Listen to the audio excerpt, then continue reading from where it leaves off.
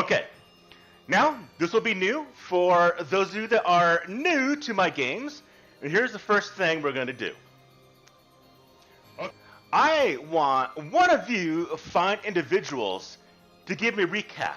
Recall what happened, what occurred, what things happened last game. I do this for couple reasons. The first one is I want to know from your perspective what you thought was important that I was explaining that I might not have thought was important, and vice versa, what I might have said that was important but wasn't really done so in that nature. So, it lets me get an idea of how things are progressing from your perspective, and yeah. So, one of you, please, give me a recap of what happened last session. So, last time on Pathfinder Kingmaker. God. Coach, do you want to go? Yeah. So, God, I can't do that voice. Last time. On Hilltop Manor. So, our player characters arrived at Hilltop Manor.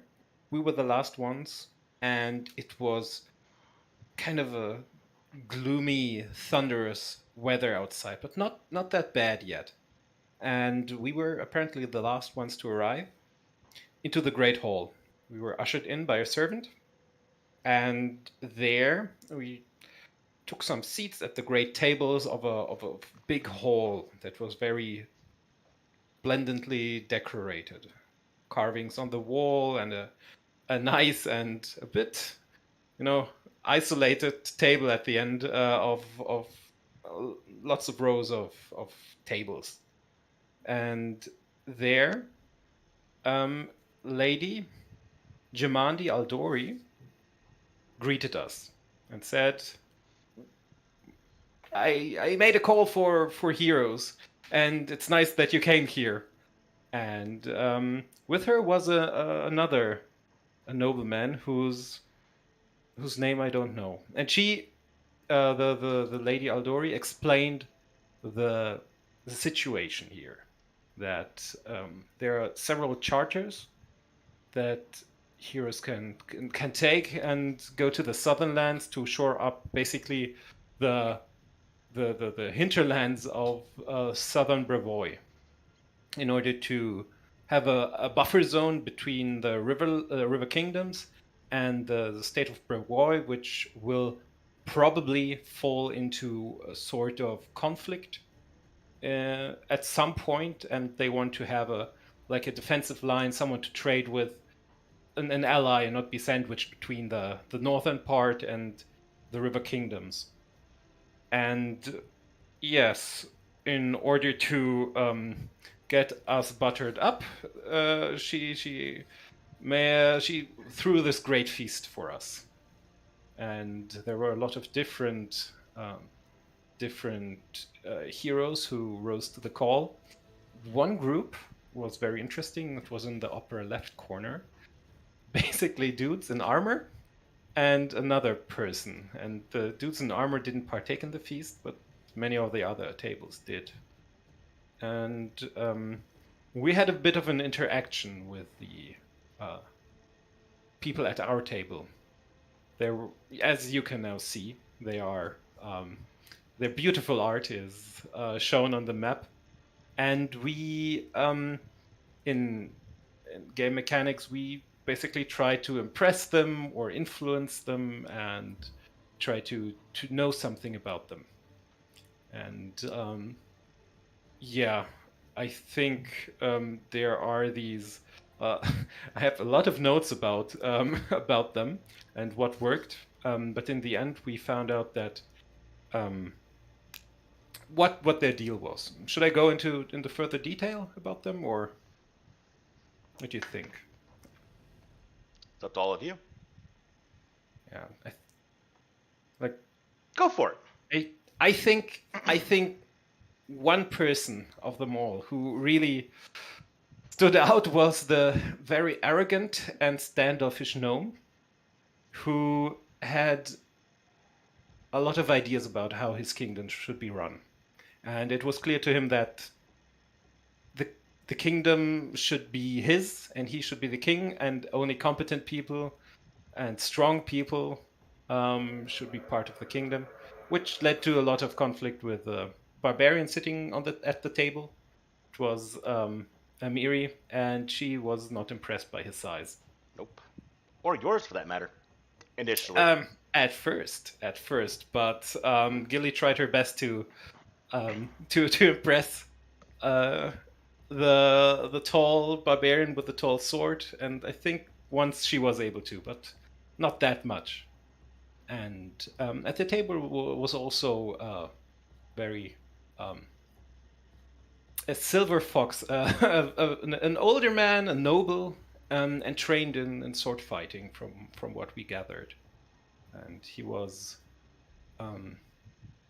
he kind of liked us over the evening. I felt. I'm not quite sure. There was also a gnome writing everything down.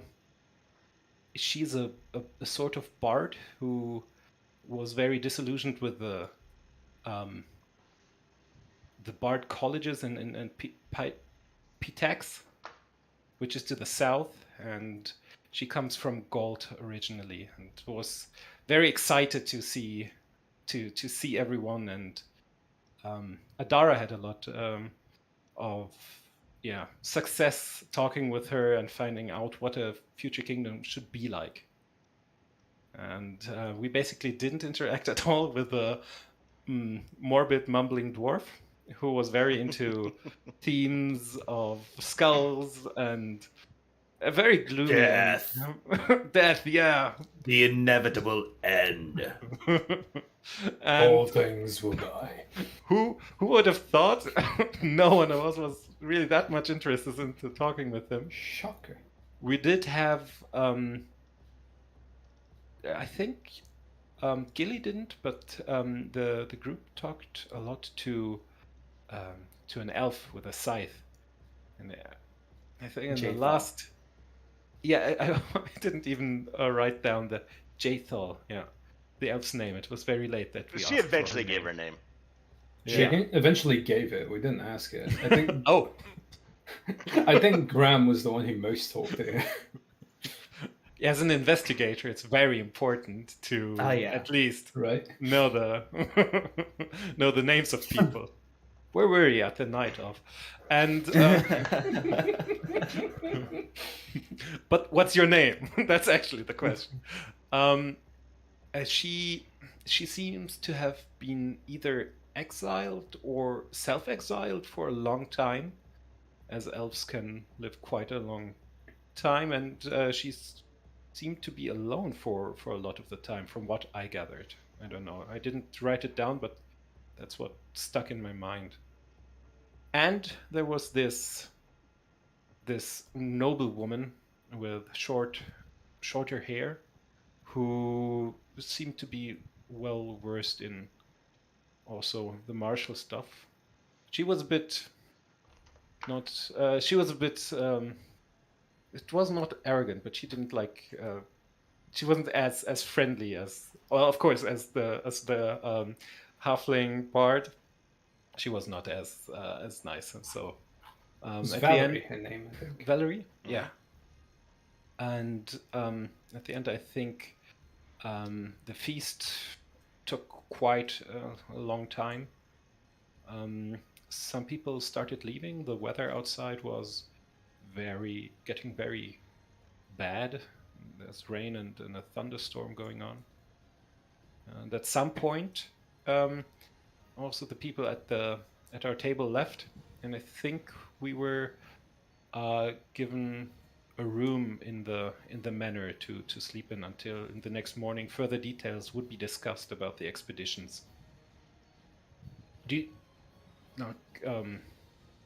Anyone want to add something?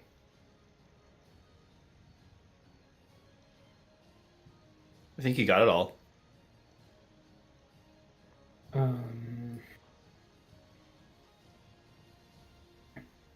Between Jafal, Valerie, Amiri, and Magar, Those four stuck around and chatted with us the longest. And Lindsay. And Lindsay went a little earlier than they did. Oh, okay. Actually, she left a little gift for us.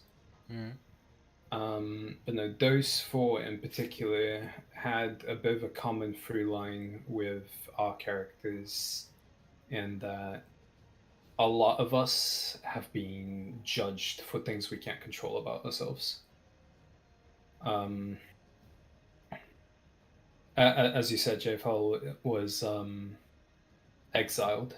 Reasons we don't know. Valerie had issues with the Church of Shaylin. Yeah, right. Valuing beauty over function. Mega being... what was it? Seventh? Noble. Seventh son? I think Yeah, something like that. Definitely not the top 3. He's the third son. Has third son. fit. Oh, okay. Yeah. The top I 3. lied. Bad investigator. He made the top 3. Anyway, Oh, there you go. he has the issue of like commoners coming to him because he's a noble and expecting things, but himself not actually having that much power because he's not the one to inherit. Meanwhile, Amiri was judged by her tribe as being weak purely because she's a woman. So she decided to prove them all wrong. Girl power. Essentially. But no. I picked out that common free line and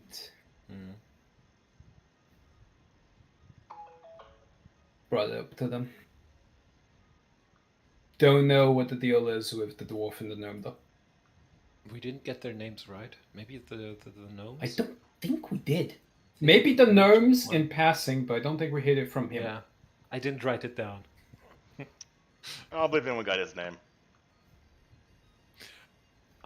Also, a very important part is your familiar was pet by many of the people, and just I really enjoyed it because I rolled a natural 1. Presently, we have no idea if the black cat is lucky or unlucky.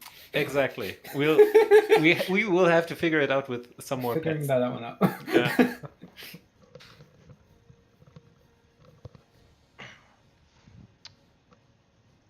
All right. Of the Feast by Jamandi Aldori, the ones that you left the most impressions with was Lindsay, the halfling bard, as well as Megar Varn during your talks. The rest of them, some friendly discussions back and forth. Some of them you didn't even talk to, and other ones just seemed a little bit offstandish. But as the night wound down to what you see right now, being around 9:03 p.m., it's dark, it's late. You can hear the booming thunder that is outside. On top of that, the rain is now pouring. And it is a quite large downpour. Some people have left this night for some other places to stay, but Jamandi does have rooms available for everyone else. And most of you specifically, are being set towards the east wing. And so one of the guards, as the feast is breaking down, does come up to all of you. Please follow me. We'll take you to your room now. And I do believe we all went there, or do you want to do something else besides going there? Or this late at night, what do? Do you follow the guard as he's and him and other guards escorting people outside the Great Hall?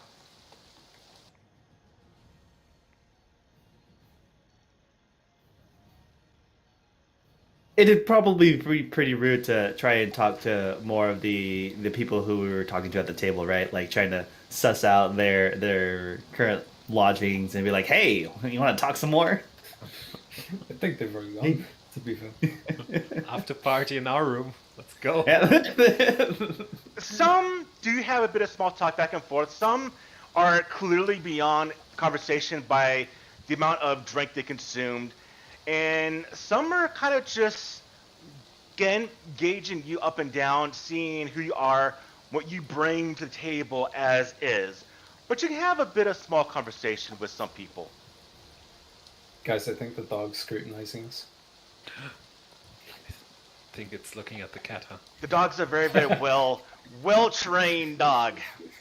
That's not lay on his back, on the bench. Whoa. I think Gilly will shake her head at the display of drunken excess until they're not really able to talk anymore. No, this is not the way how you drink. No. Oh, you know, I drank to honor my fathers and mothers and fathers. To them, and just kind of start pouring alcohol everywhere on the ground. You see some servants kind of shake their head a little bit, but expecting of some adventurers, they come by and they start to clean the mess. And in general, a lot of servers are now coming out and cleaning the tables and whatnot. Do you follow? I think I would. Yes. I'd actually like to do a survey of just all the people over in, can I ping this direction, and just get a general look on their faces when they've looked at us in passing and make a determination of what their thoughts are of us. Maybe if they look kindly on us or they think that we're just trash and shouldn't belong here. A little bit ignorant of the investigator class. Do you do a skill roll for this? I'm assuming you do. I didn't mark anything as part of my investigation yet because I think I should set the investigation to being what steps need to be taken to secure the Okay. the Well, in that lands. case, go and get a perception roll. Okay.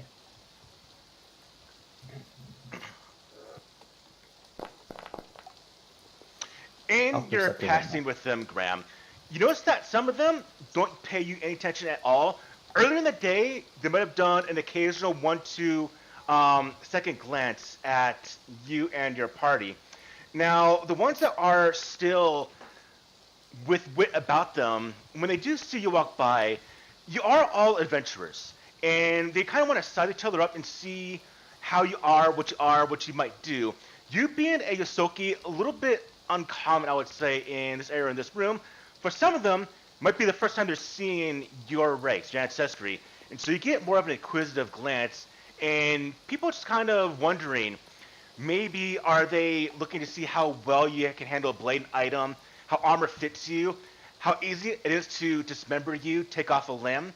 But in general, everyone you see here is about your level, or maybe even a little bit less of experience.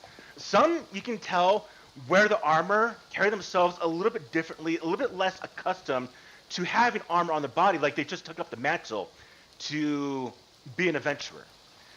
Some, as with the very four armored individuals, they carry themselves like they knew how to use the armor and the weapons with ease. Probably more than anyone in this room besides maybe Meg or Varn. But what you suspect is that you might be just a tad bit cut above everyone else. All right, sounds good. Thank you. You're welcome. When you are brought to your room, the room itself contains 4 beds, a dresser, an oil lamp that's attached to the center of the south wall. There's several potted plants and decorative braziers that are forged to resemble sleeping red dragons, and they sit in one of the corners. Now, as all of you are preparing to succumb to unconsciousness to sleep, we're going to do one of the very first mechanics I like to do in my games, which is called interludes. And I've talked about this to some of you, and this is a good time. It would have been a good time during the feast, but that was a large RP encounter, so we'll do a little bit of a smaller one here while you get to know each other a little bit more. But first off, how this works out is all of you in turn will have a chance to do this in subsequent sessions. But for today, one of you will get the choice. But first, well, not really a choice, but I want all three of you to go ahead and roll me a d20 roll. Highest one is the storyteller for today.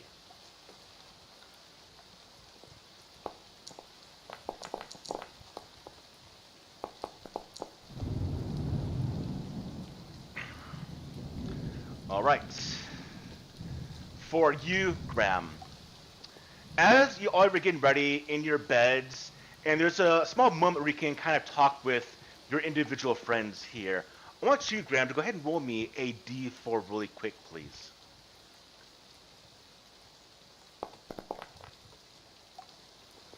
All right. Are we all like bunked up in the same room? Yes. Being the last group, they did put you in one single room. It does have 4 beds inside to accommodate all of you. With you sleeping also is going to be your other companion, who is pretty much, she kind of crashed immediately. Adara just maybe drank a little bit too much. She just immediately hit the bed and just out, unconscious. Now, what I want from you, if you so want, Graham, or you can pass if you would like, but I want you to, in your own words, this is going to be canonical to your character, but give me a bit of a backstory of your character, a backstory of one of your personal triumphs or a small victory of your past.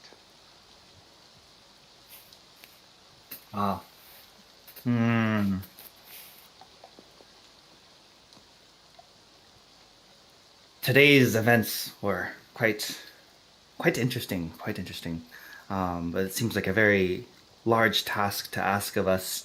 It almost reminds me of one of the first few cases my mother lent me go on. It was a case of a Yosoki who was being charged with horse thievery. He was caught in the wrong place at the wrong time, you see. And then he was found to have some of the belongings that a horse thief would have, a crowbar to break them out of their stalls, some heavy clippers. But after some careful investigation and looking through the clues, I was able to determine that the clippers were actually his. He's a common gardener, you see. And the crowbar was actually not his. It was placed on him by the would-be horse thief.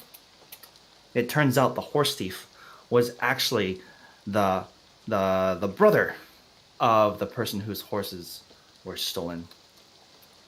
It just goes to show you that you should really look further into things before you see them at the first glance, and not have such prejudices beforehand. I like it. Quickly, does Gilly or Raphael have any thoughts about that little story?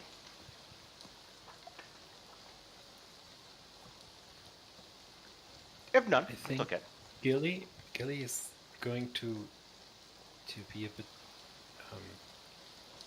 interested how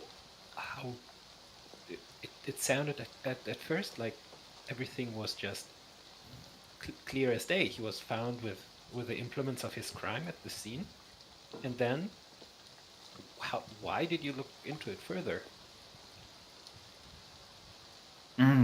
That's a good question. I think there's perhaps just the tiniest bit of bias. I'd like to assume that most of my Isoki brethren aren't the ones who cause such terrible things, but I do surmise that it's that we're not impervious to that sort of thing.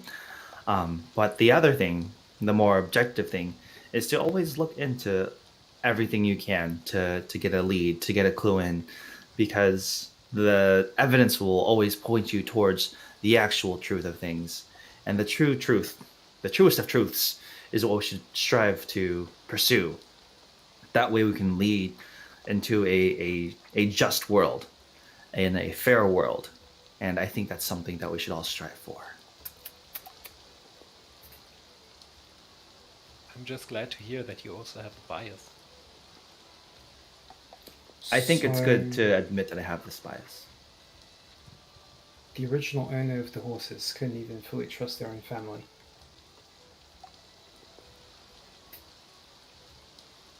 The original owner of the horses, can I You trust said their the family? brother stole horses, right? Yes. I'm impressed, and not in a good way. I must admit. Yes, it was very unfortunate that even though they have family ties, the brother wanted to get ahead. It seems that they were in some type of dispute beforehand, which led to him committing such a deed. I'm only glad it was thievery, not something much more permanent and dastardly. Honestly, a shame. I would hope blood ties are the one thing that we can trust the most out there, but doesn't go for everyone. Gilly And- shakes her head and says no. No, it doesn't. Fantastic. Graham, go ahead and take a hero point for that. And everyone, make sure you have one hero point as well. Refresh it in case they were used. I think they were last session. So if you have one, Graham, go ahead and have Yep. one for the interlude. So one of the benefits is you'll gain a hero point for just doing your little interlude.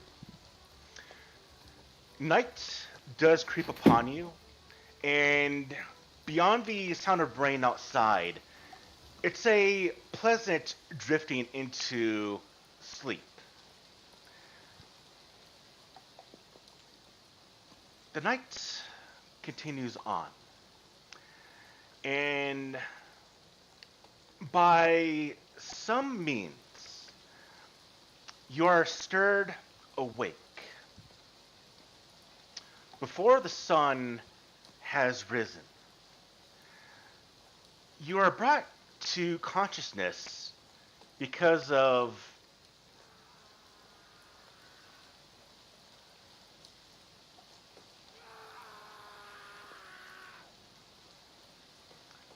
the shout of a man during the night. Well, let's see. Everyone at -4, give me a perception roll, please. Should we add the -4 in? If you're on the character sheet, if you hold down Shift, I believe, or if you have the option, the dialogue for it, go ahead and add it as a penalty. Or if you don't, we can do it.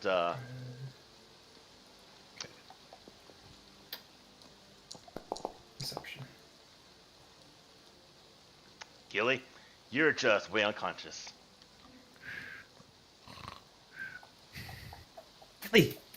Gilly! What? Gilly! What's going on? Urfiel, how you doing? -4.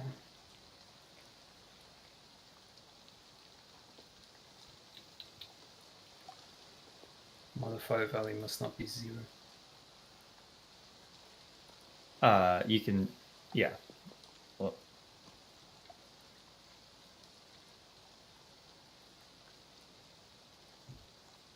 Just trying to see how I do it. Did it bring up a Yes. box for you, or? Yes. So got modifier, then it lists my under wisdom, under training. circumstance, And there's under the circumstance, it should be Oh, I- the box next to add, and type the -4 there. There we go. Got it. There we go. All right. Very nice. You're all sleeping very, very well. Before we actually continue, there's one thing I don't know if I did bring this up, but that dialogue roll. If you want to, all of you had that automatically pop up when you click. Did I talk about this last game? I can't remember if I did or not.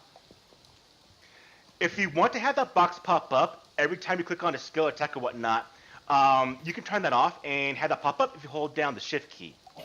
If you want to do this, go to the top right, the 2 cog symbols for the settings, and then click on the PF2E player settings and uncheck mark show roll dialogue. I'm basically fine with it always showing. Okay. I like that. So if you uncheck it, that means if you want that dialogue box to show up, you need to hold shift and then click it. Yeah. I don't Gotcha. remember that. So it's easier for me for it to always be there. Cool. Yeah, I am sleeping rather soundly as one thing that is common for primal spellcasters is taking in the atmosphere. So I proper listen in with the sounds of rain and just drift off to a very comfortable sleep. Like a bird. If it's dark, you sleep. Yeah. So then Graham's like with his perceptive ears like perks up and like notices there's shouting going on outside and still trying to wake up Gilly. Gilly, there's trouble. Gilly, we need to wake up. What? Some people might be in trouble. She wakes up. Just what? Oh. What? And does Gilly also hear the shouting? If I You do start this. You don't listening? hear the original shout. You're asleep. But as you are brought to consciousness by your friend, you hear the unmistakable sounds of steel against steel, shouting, and the sounds of battle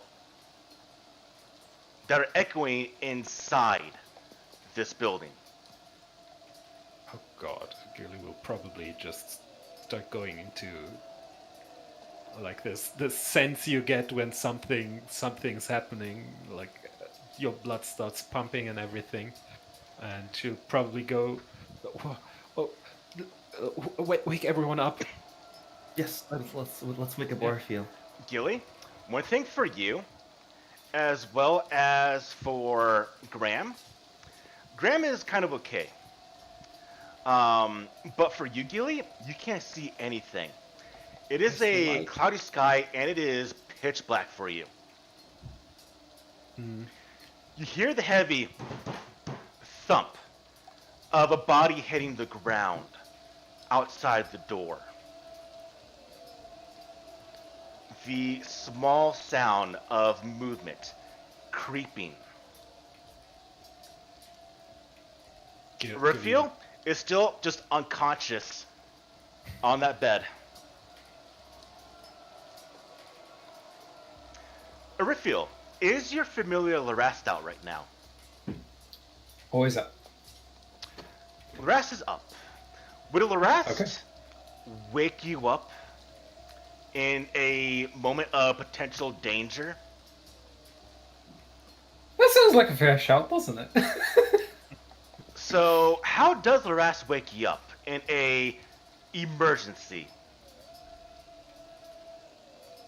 I picture like Scratches my a face. bite to your face or to your armpit. Something to really get you up.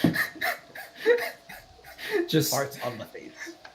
like just comes up to me, gives me a few little paws at my face, and then like you guys see Laras trying to wake me up gently, and then the claws come out and just gives me a good old scratch. Larast? Yeah. Sorry, not Raphael. It takes a couple of seconds. At first, it's just the grogginess of you being awakened during this very, very early morning hour. But to you as well, immediately the sounds of battle outside come to your ears. This is not a safe place right now. Like there's the grogginess as I wake up, but there's also that little sharp little pain on my cheek as this now this tiny little scratch. And like take the sounds in. We best get up, eh? What do y'all do? Gilly will probably stumble okay. through the dark, Trying to locate her things and just. I can see you, right? Arithiel, you can see just fine. Yep. But for Graham and Gilly, Graham, there's no light outside because of the covering of the moon, which means both you and Gilly are completely blind right now. Okay. Can I help them out to like get their stuff, seeing as if I see them stumble about? You can. Same thing for you, Arithiel. You see the brazier right here is very, very giving off very, very small light, not being attended to. If you're able to go to it and essentially ignite or just kind of blow into the brazier, it should light it back up and give illumination into this room.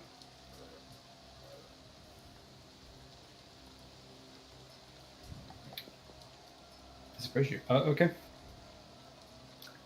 that what you do? That'll work. I'll cast Produce Flame. Easy. You cast Produce Flame, and immediately the room is filled with light that emerges from the brazier. At the same time, you hear, and because you can see a little bit of a light coming underneath the door sill, you see footsteps slowly move to the front of your door. But on the other side. Okay, you two, we can either go out the window or we can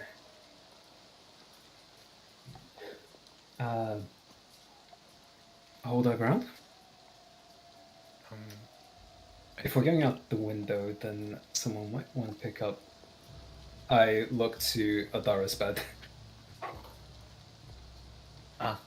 Presuming she is there and asleep. Now, these windows, unfortunately, aren't conducive to the size of allowing you to go through. This is a fort. This is meant to not let people go inside, so you actually can't leave unless you are very, very small. The rest might be able to go out, but you, all three of you, most certainly would not be able to. Okay. Run, Scratch Lorash. that idea. Found One thing thing. you do notice immediately, though, is in the fourth bed, your friend Adara is not there. Okay. So, like, I look to Adara's bed, and so first thing I notice is, no, she is not there, and then looking toward her bed, I also glance at the window, which is right past it, and it's like, scratch that idea, and she's missing.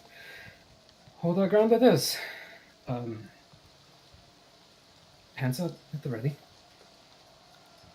Gilly. Do we think that somebody's coming in? Yeah, good question. I believe so. I look to the shadows. You see the beneath the door. door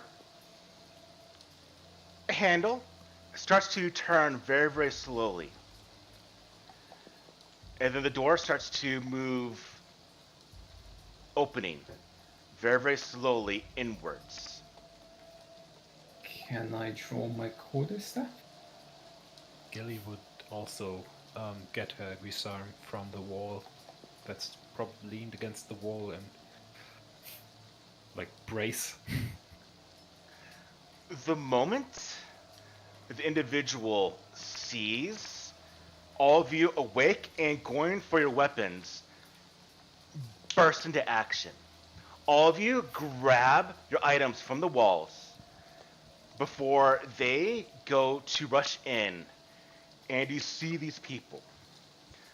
Before we start, anyone here can give me a society or a thievery roll as you get a very, very quick, brief look at them. And their unmistakable 3-teardrop tattoo on the left eye. Can I roll it untrained? Oh, Not quite needed. yeah. So, here's what I'm going to say for a refuel, and then refuel can, there's a little too much detail I want to type out, but refuel, you know who these are. Either seen them, came across them, or studied them, or heard about them. Black Tears. They are a street gang from New Stetven and Port Ice. They're a criminal organization of cutthroats and thieves. They're known to dabble in kidnapping, extortion, assassination. They are fanatically loyal to each other and exceptionally ruthless. And because of your natural 20, you do know that each one carries a signature weapon, a dagger with a ebony pommel. And they're known because of that distinct 3-tier tattoo under the left eye. Everyone, we're going into combat. Oh, great. These light. Fight. That's no good.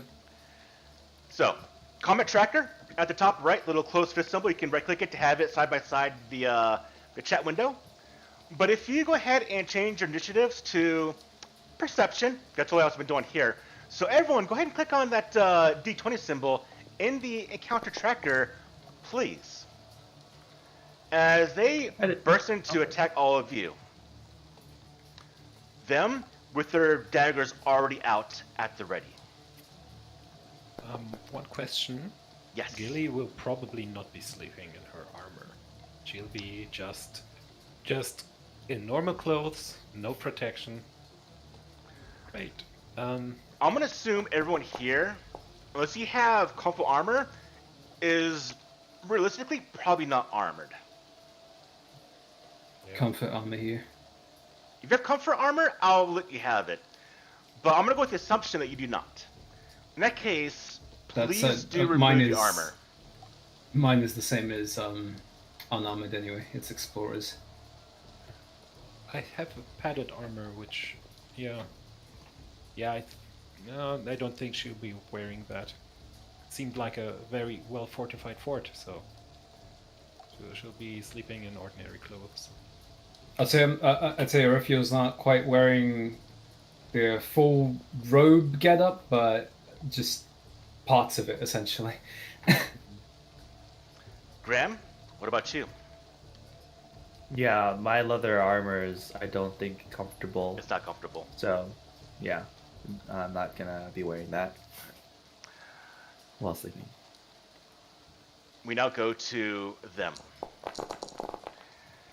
They burst into the room, but Graham, all of you have your weapons, no armor, but you're standing. And you see these men come in. You don't know who they are technically, but Urfield does. And you can see probably either the emotion, the fear, the anger, the shock on Urfield's face. These men are here to kill you. What do you do? All right. So, knowing with the intent that they are here to kill me, I will first devise a stratagem as an investigator. Nice. So, once per round, I get to roll a d20 and target it at a character. And if I roll to attack targeting that character, I can use that d20. Or I can target some other character and just roll a random d20. So I'm going to roll it at the one that I can see right now. And go ahead and do that roll. That's not a good roll, so I'm going to not attack him. Nah, okay. This is the first encounter. What do you need hero points for? Gotcha. Let's see. Instead, what Graham will do is looking at my skills now, just to see what we can do. You know, it's dark, maybe he'll have some type of edge doing this in the torchlight, but he will try to intimidate the incoming attacker. So, All right. demoralizing action. And that will succeed. Tell me, how do you demoralize this individual? So I don't have my armor on or anything like that, but since I'm standing on the bed, I'll just like elongate my body and do the whole like as a rat folk person, and maybe the glint of the torch will be going off my eyes and it'll seem like I'm glowing. The moment hesitation of the individual, he sees you, your little screechy roar. He's never seen you Soki before. You could be a demon for all he knows. He has that slight hesitation, a little doubt in his mind. Is this a demon? It could be a demon. Yeah, it could be a demon. All right. And for my final action, I'm going to try and aid Gilly by giving her covering fire for if she tries to attack someone. Gotcha. All right. Arifiel. Oh, no pressure. Second It's on you. again.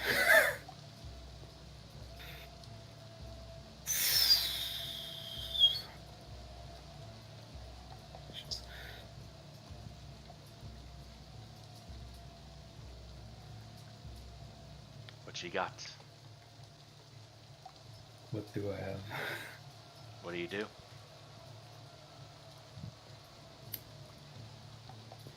These men are running into this room. Um.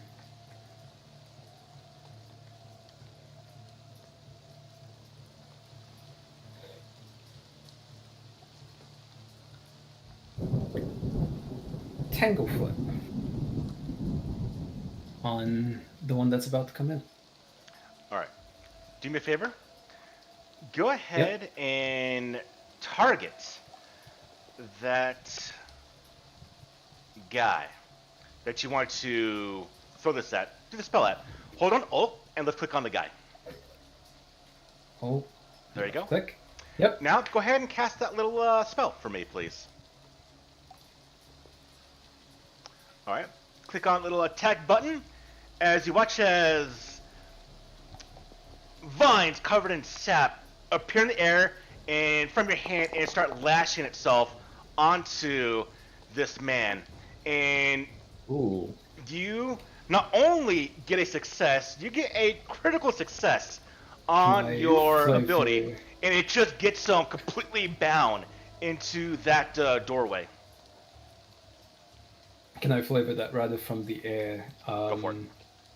They spring up from the wooden parts of the doorway and just lash out at him from there.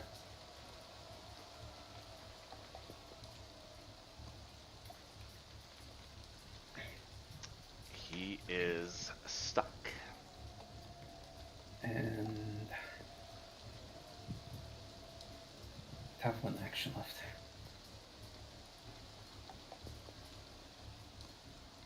Actions. You have one action left.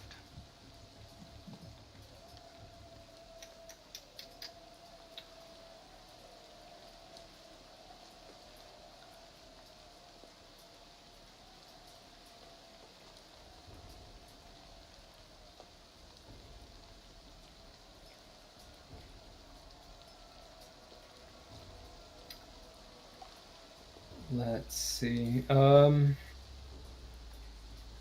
Graham's already using the aid on Gilly, right? Mm-hmm. Oh.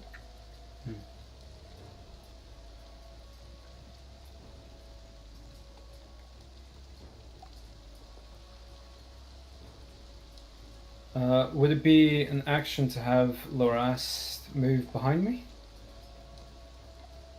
Or move at all, for that matter? I believe you have your animal, you're familiar.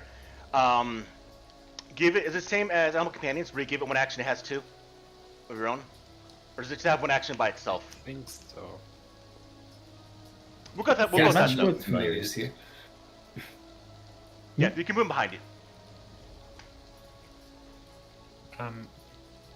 Before the cutthroats go, I was thinking that Gilly would probably not get her Grisarm because she is currently unarmored and would really like to put some sort of steel between her body and their knives, whatever they have. So could like retcon it that she took out her machete and her shield instead. That's absolutely fine, yeah. That's a lot faster to put on than a full plate of armor. Indeed it is. Yeah. Right? 1 second, I'm still putting it on. Wait. This man just stuck to the door, unable to move. First off, he's going to try to get free. He's going to use the escape action to try to get out of this entanglement you have him upon. His first action, he's just going to go ahead and I'll use the dagger strike against your DC, and that is probably, let's see, that's going to be, what's your spell DC? Spell DC. Your spell DC is 17, which means 17. I breaks do believe that it's going to succeed. So he does. Yeah. He uses his hands and starts tearing free from your things. He sees you. What you've done, he quickly moves into the room. Mm-hmm. He moves in and goes to drive that dagger right into your gut.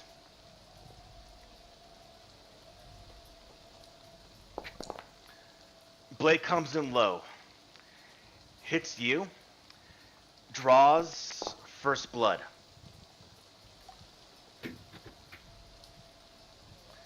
As he's ducking low, the next one brushes into the room,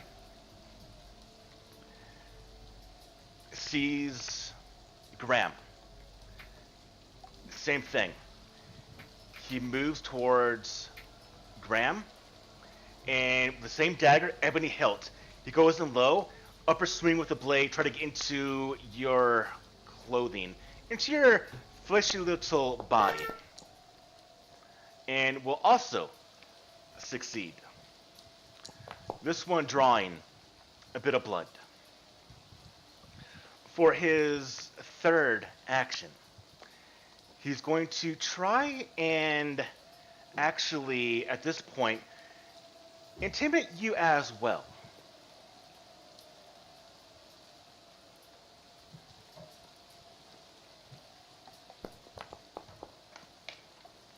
But this being a actual 6 or a 7, not really that successful. Actually, no, there's no penalty on that one. All right, this man right here. He rushes in. He sees Gilly.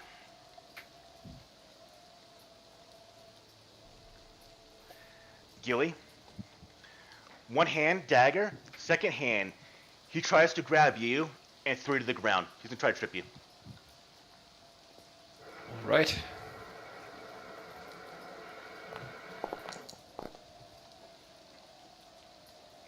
He does. He grabs you by the front of your clothing, around the shield, and just throws you right into the ground. As your back is turned to him, he goes to drive that dagger into your back. No, not flat. You're prone. Prone even. Which is a little bit worse.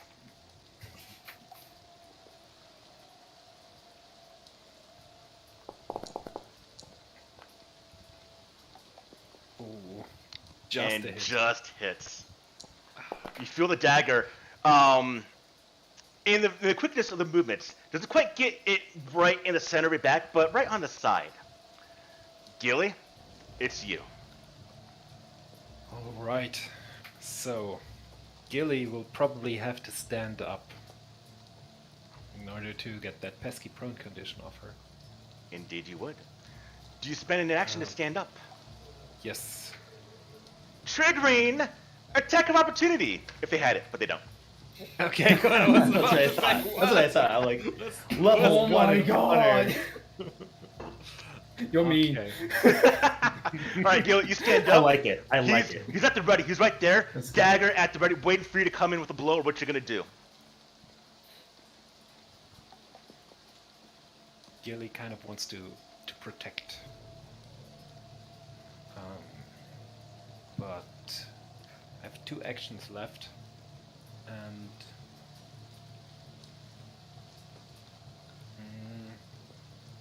she will try to just attack.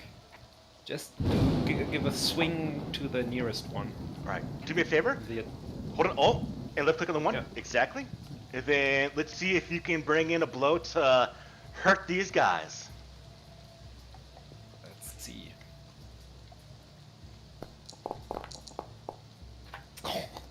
All right. Would you want to hero point that, my good friend? Yes, I would really love to hero All right. point it. If you're not sure, right click the card and go to re-roll with hero point. Oh yeah.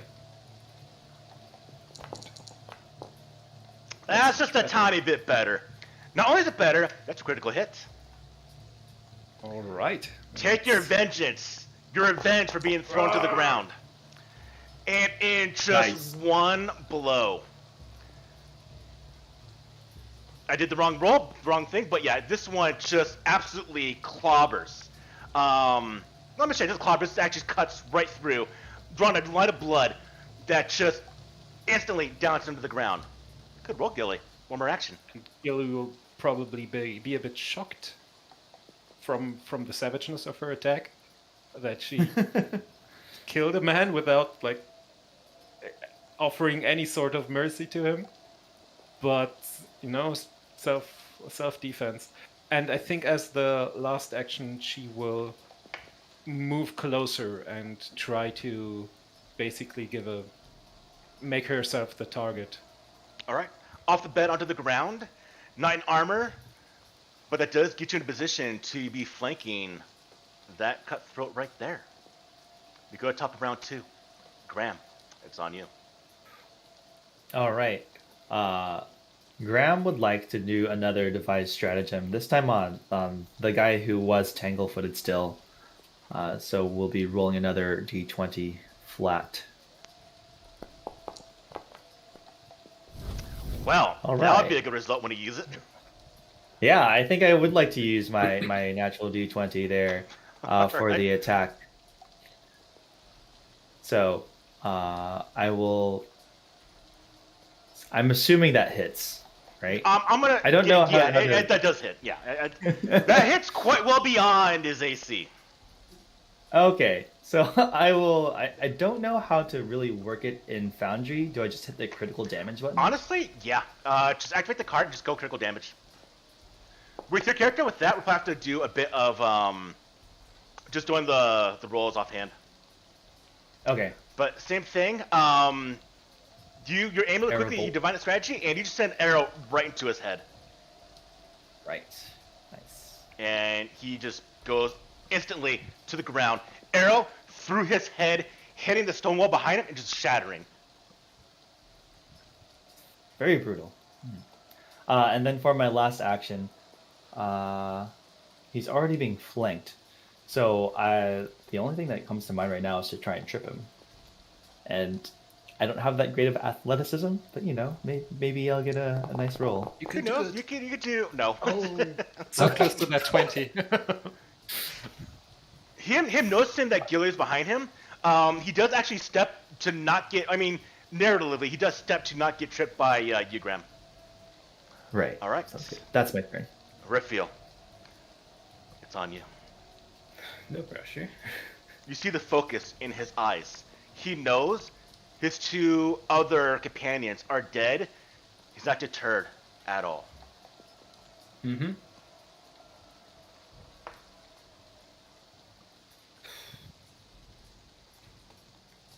Okay. All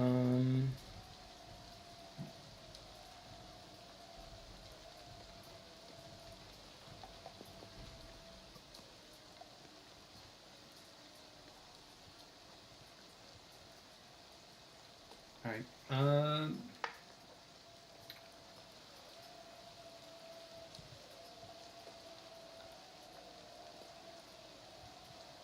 I would try to trip him, but I don't think that's gonna go anywhere because +1 to athletics is not. It's not great. You never know. I mean, you got your staff. You just Yeah, pop him on I'm the just head. gonna Clunk. draw it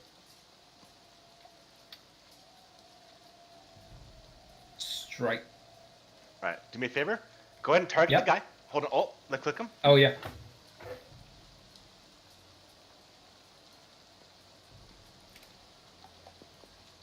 Or you can double right click him with your mouse. You can also press T after you've clicked on him for target. Ah, T does work. Interesting. Yeah. That does a thing. It's not the same little thing that I was seeing earlier. Should be. It's showing that you're targeting them from my side. Yeah. Yeah. Okay. Same. You see little dots above their names. Or above their picture. Yeah, I Right. wasn't seeing the dot until after. Go Anyway. and swing your weapon. Can you club his face in? You indeed Oh. can club his face in. Almost a critical. Almost. Nice roll. 8 bludgeoning damage. And that's enough to drop him. So Oh. just BAM! On the head. He just drops immediately like a sack of potatoes to the ground. And that, my friends, ends our very first common encounter of Kingmaker.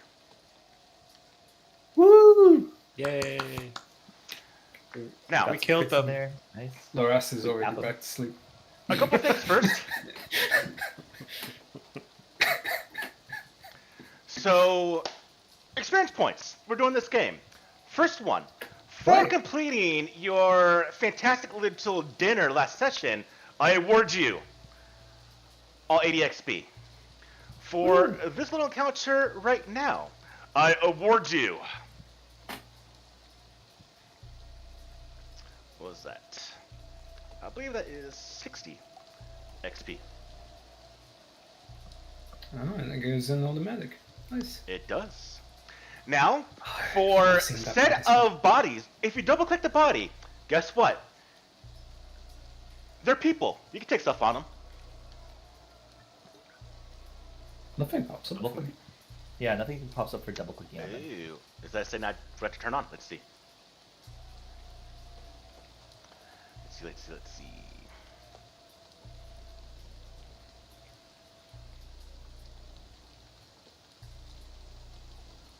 There we go. Oh, we're resetting. Oh, Yeah. Restart the game. Restart the game. All right, go ahead and click alright, on the good bodies session, now. guys. Mine's loading. There's Just still takes a bit. nothing popping up. Damn it! Yeah.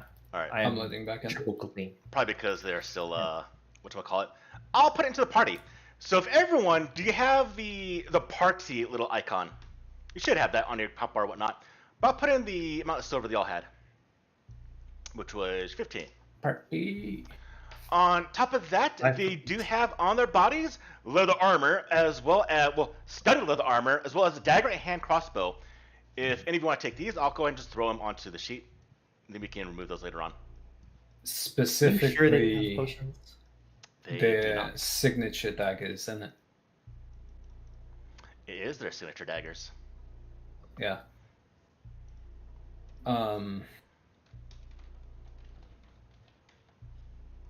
What material did you say? An ebony hilt. Ebony hill. I don't know why. In my mind, I had like obsidian. I knew it was the hill. Oh no, it's obsidian. Yeah, well, it's the same thing. It's black. Also, I was saying, like, those are kind of different. They are very different.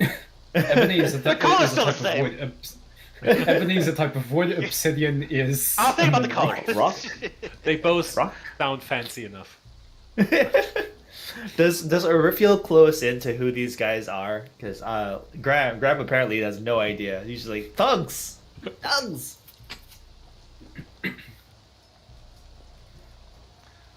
So now that you can gather what's, and we'll have effectively, Urfiel tell you about them. But what these guys actually look like, now that you have a bit of time to actually see what's going on, these were the full actually originally, but this is exactly what they look like when you were fighting them.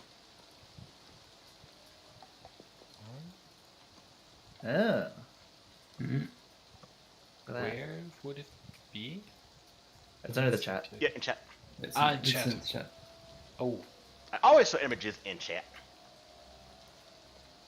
Effectively, Don't really know. folks. of various flavors.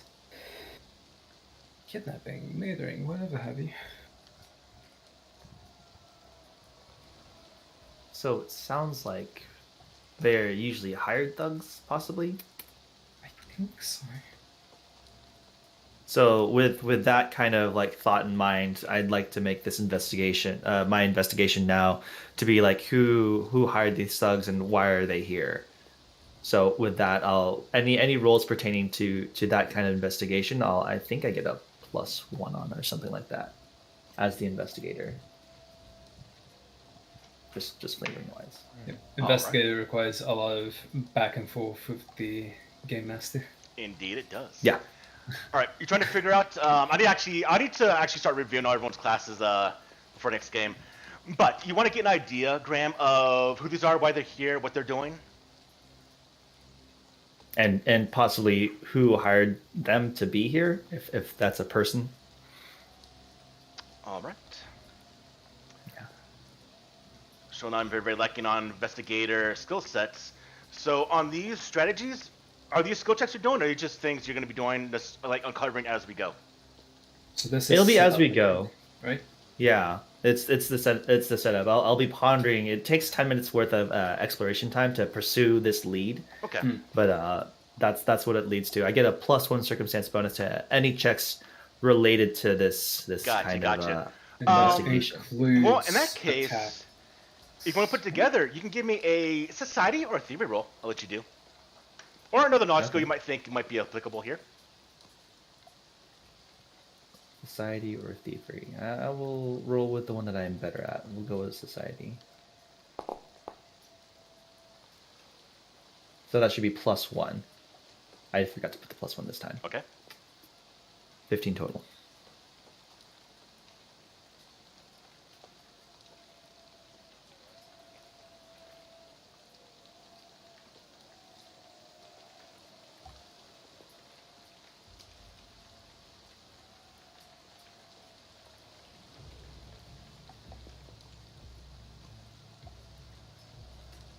You notice on their arms is a bit of tattooing.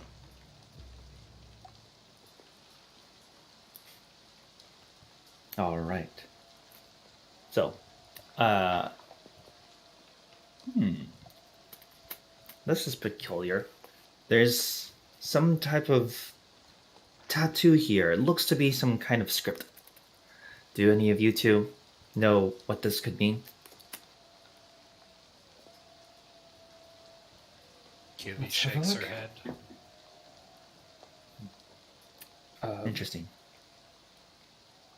If we want to look into it, would it be a society check as well? Or? For society.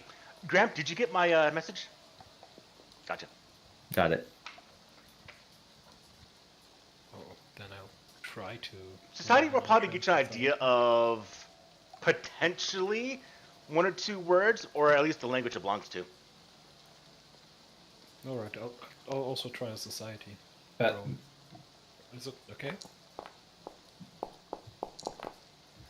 It's just damn gibberish. It's a bunch of squiggly lines. I think you might have accidentally hit the translate button for us. No, I don't see it. no, I don't. Oh, you don't? No, I see the text. I don't know. I can't see what it means. Do I have this language? No one does. Do you? Okay, because for some reason I You can see it. Well, that's... Yeah, I'm like looking at my languages. I'm pretty sure Oh, I no, don't yeah. have. Because it is... It tells you... Does it tell you the Wait. language? You do have the Oh, it language. is a language. I see. It is a language. Okay, I'm being a well seasoned investigator and having to know who's what's and do's and I forgot momentarily. I've seen this language before. It's actually Draconic. Let's see what it says. Draconic? Live free or slaughter. Interesting. That must be the code by which they live by. Anyways, from what I have thought of regarding what's happening right now, This is all very opportune from Jonawandi's announcement and what's happening tonight. It seems that there are forces that do not want this campaign to begin. Evidently. Right. I think we should go and check on all the other adventurers and perhaps Lady Jamandi herself. Gilly Check if everyone survived this. would ask if anyone needs a bit of healing, and would also ask for help suiting up, because donning armor takes a while. Armor? I think at least 1 10 minute. minutes, right? Medium armor? 10 minutes. Yeah, I would need. Do you have the heavy plate armor? It's still medium. I have a breastplate. Okay. Alright. I will assist in I think. I've done so before, canonically. I think. Orifiel, you look the most injured from both of you who are, and I can lay on hands on you.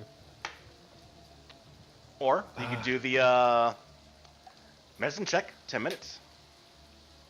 Oh right. But then again, it would be 20 minutes, so keep that in mind. Let's get battle medicine. Well,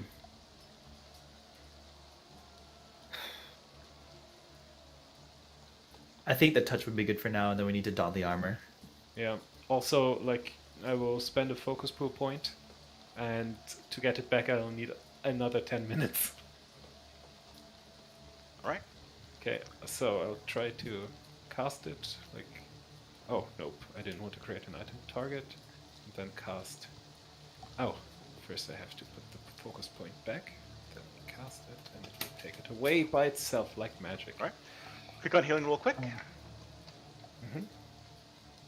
And then reveal can click on healing on that card.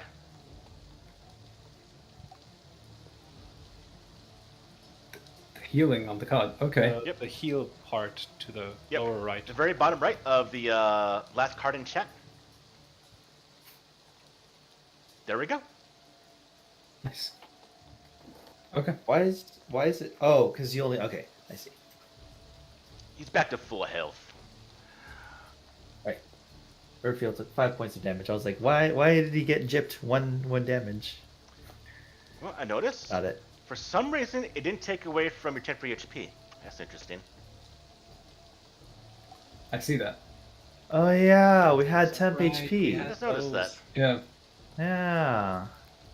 Yeah. That lay on hands Which may not means- be necessary. Take lay on hands back, Gilly, and just remove your temporary HP. I guess it's a How weird many bug. did Orifiel have? Yeah, we all got temp HP from last night's Yeah, from the feast. banquet. And the hit would just remove that and actually give him any damage, so you wouldn't need to do lay on hands. So take back your focus point. You're still good. Yeah. Good. It also means We don't need to Gram. take Yes, damage very down. just I see. Yeah. Alright, back to the game at hand though. After 10 minutes, Gilly, you get your armor with the help of Graham completely suited up, ready for battle. At this time, you hear deafening clings. One by one, quick succession, all throughout the house. What do you do? I think Gilly should take point. Yes. Yes. And Gilly Alright. will open the door and go outside. Probably leaving most of the equipment behind because, like, going How much adventuring temp HP did we have, by the way? Excuse me? We had 6 temp HP. How much? 6. 6 total temp HP. Yeah. 6.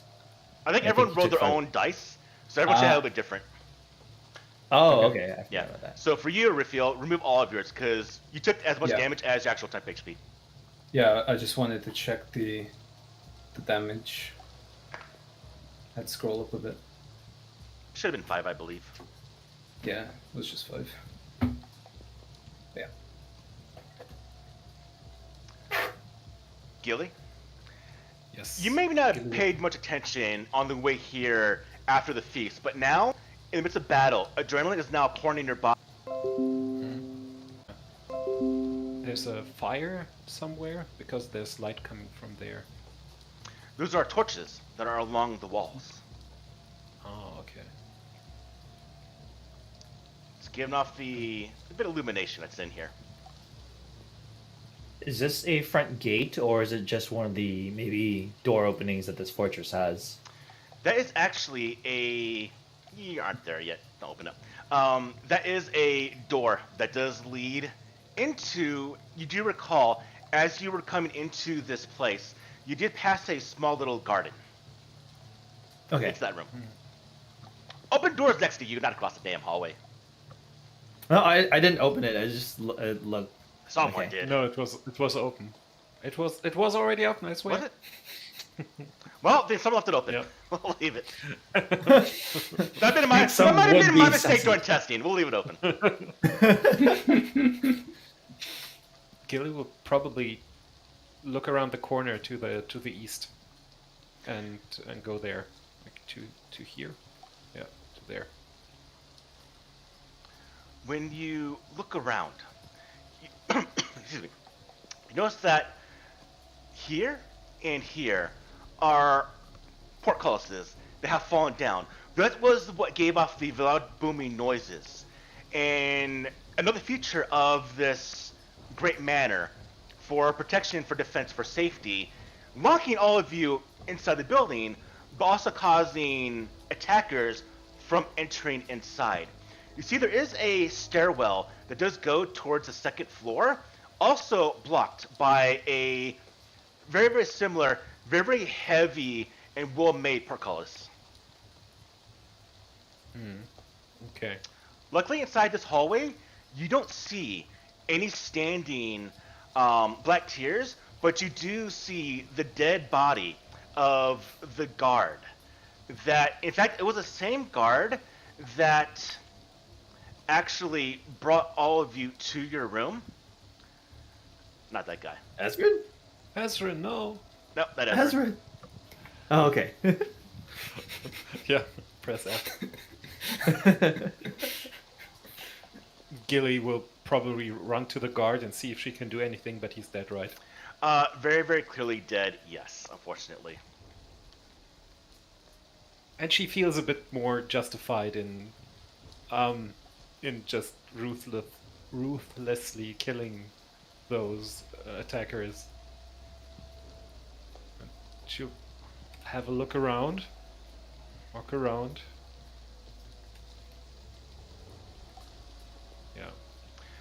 This is the very, very end east part of the manor. Outside, these doors are literally just the grounds from the manor. The further you go towards the west is actually where the manor itself, the great hall that y'all had, is located at. This is the far kind of exit, but is currently closed down. Let's see where all this commotion is coming from. That is definitely coming from the west. Towards that little direction of that past garden. Go there. Gilly will take point and Gilly, go to the west unless as you're someone wants moving, to- what's kind of the manner that you are moving in? And we're doing exploration activities here, kind of what you're doing. Are you avoid notice? Are you looking for danger? Looking for traps? Detecting magic? Shield at the ready for a battle that might unfold? How are you think moving? Gilly will be walking with her two-handed weapon that has reach All right. around, trying to like looking out for danger. Gotcha. What about you, Graham? Graham was also going to be having weapon at the ready and scouting ahead to just make sure nothing happens while we're doing this. Is there no need to do like a perception check to see which way we should be going as far as getting closer towards the source of fighting? You hear no sound of battle. You hear sounds of battle, but coming from farther west. Okay. Yep, Should- down the okay. hallway. Do you think we should check any of the other rooms to see if there's other adventurers who could help us? Gilly turns her out and asks, I think that would be the best bet. yeah, okay. Quickly, Let's go. Urfiel, what's your action as we're moving through this area? I'm gonna keep my weapon at the ready. Can The common ones would be either just being in stealth if you're a stealth-like character, yeah. or you already have two that could be in kind of scouts. Technically, you only really need one, but the default one would be detecting magic constantly, or essentially looking for traps or things that are hidden.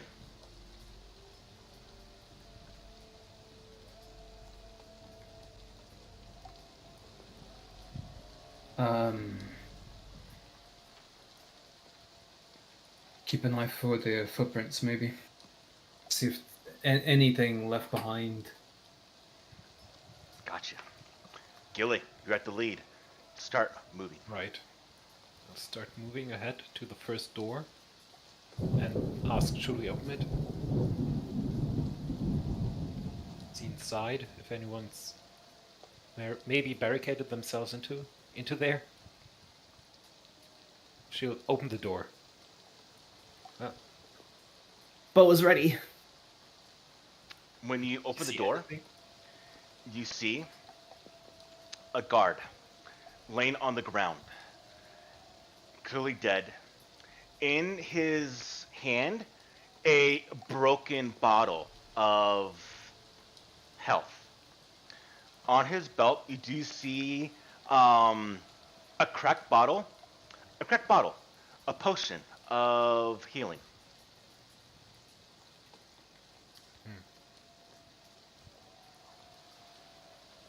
Well, You said it's cracked. Does that mean it's no longer usable? No, but it is potentially fast to cracking. But if everyone directs their attention towards the party sheet, I'll put in that healing potion. Minor healing potion. wonderful. All right. Let's go to the other door. See if anyone is still alive.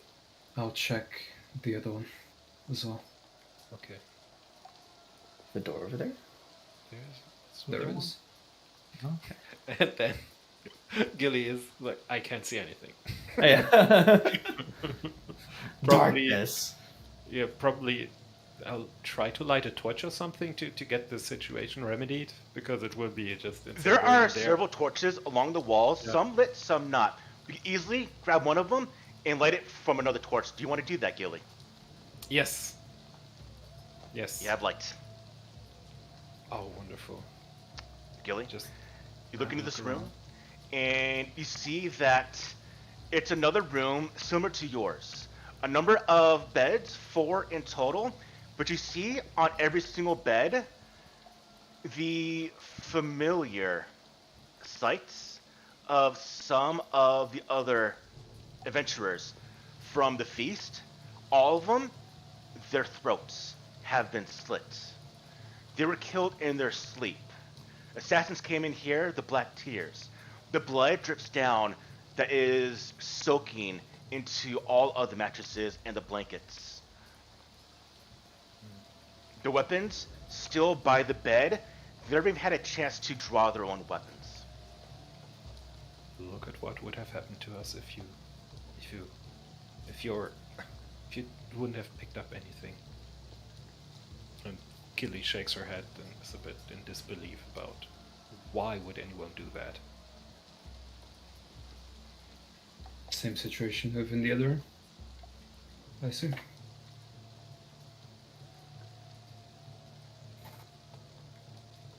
Does Graham want to investigate the bodies? Gilly will probably step back. Oh yeah, I just heard Urfiel was investigating a room, so Yeah. I was wondering his role can go first. If you want to investigate the room, go ahead and give me a... You know what? We start doing actual rolls I need to be doing. So, who is actually looking around? Is there anything in this room? Like, are there bodies in this room? right off the bat. In that room, Raphael, there are a couple of bodies. They are piled kind of on top of each other. Not only that, you also notice. Oh no, it's Ezra.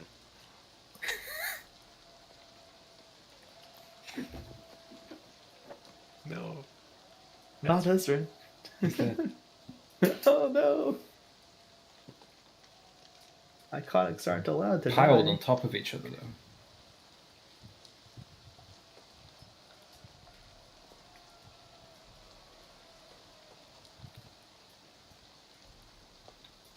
Okay.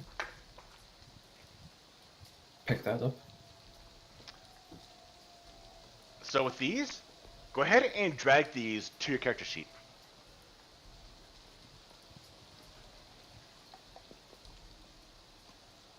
From the map? If you double click it, it should open up a new page. Oh! Drag that to your character sheet. Okay. Very good.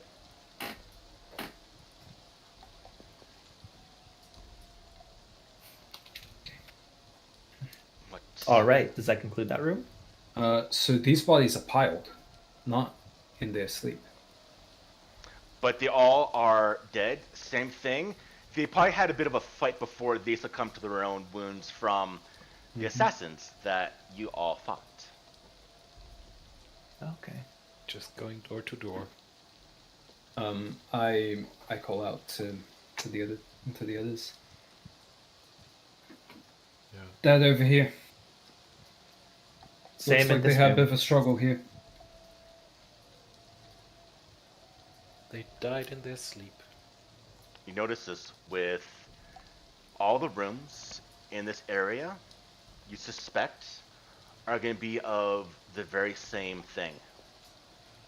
During the middle of the night, 3 a.m., the Black Tears came in this place and took down all of you adventurers.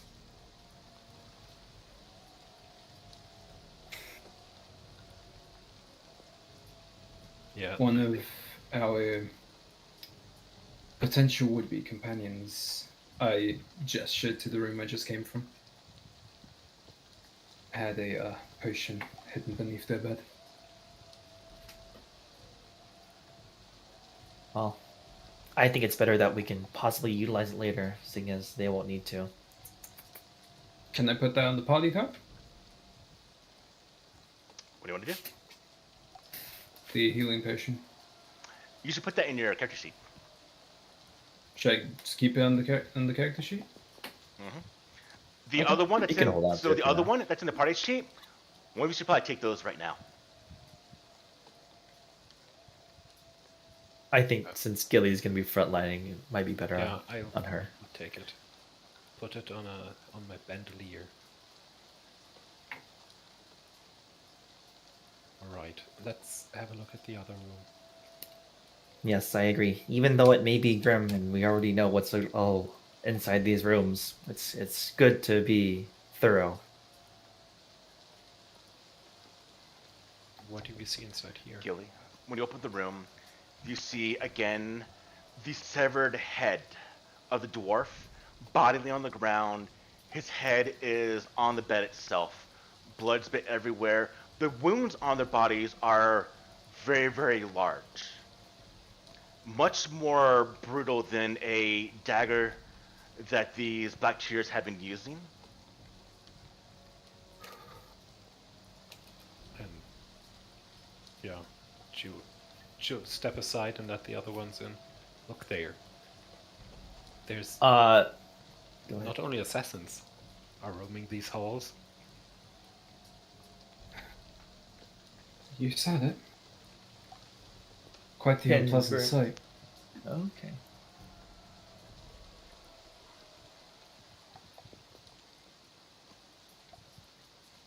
Could Graham do any check here to determine like a difference in?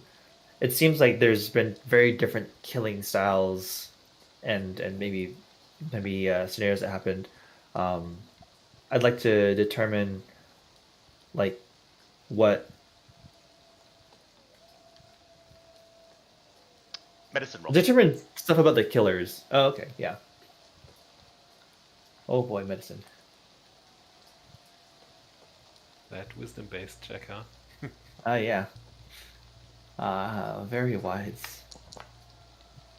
So very wise. You got warfare lore, healing. Probably the ones I will give you. Anyone else can roll as well, if they so wish. I'll try my luck with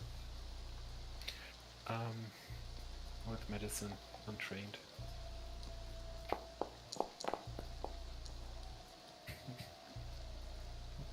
No, I don't know. So Good rolls. the dwarf was decapitated, and the other one as well.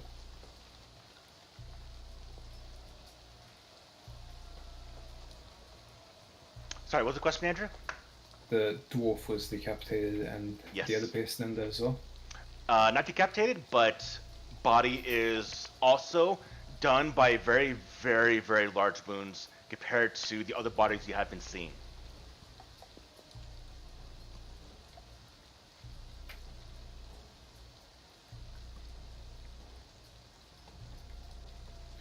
Well, let's see if the I'll last. Yeah, go ahead. medicine. Sorry. See what I can distinguish from the wounds.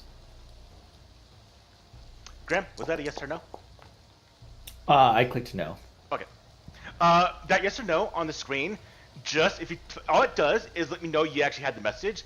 It's not an actual, it's not a reply. Oh, okay. If you Okay. click yes, Bad. it shows me you read the message. If you click no, it just blanked to me. So if you want to message Interesting. me, you need to actually message me yes or no. That is strange. Is there a quick way to message the GM in the chat for Foundry? Everyone, go down to the bottom right where you have the chat bar. You should see a little D20 symbol. To the left of it, a little like hidden guy. Click on that, and then go ahead Oh. and check mark my or everyone's names and type out a message real quick to do a test.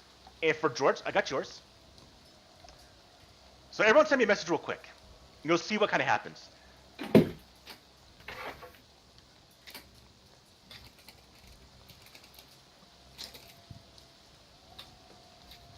So when you send me a message, I'll have the option for yes or no. This is not a reply. If I click yes, this lets you know that I saw the message. If I click no, I think nothing appears on your screen. This is interesting. I got a private message from Andrew right now, testing 1 2 3. So that's cool, and I get the yes or no. But from Did a I response, click yours accidentally? Yeah, I think you sent it to the wrong Yes, person. sir.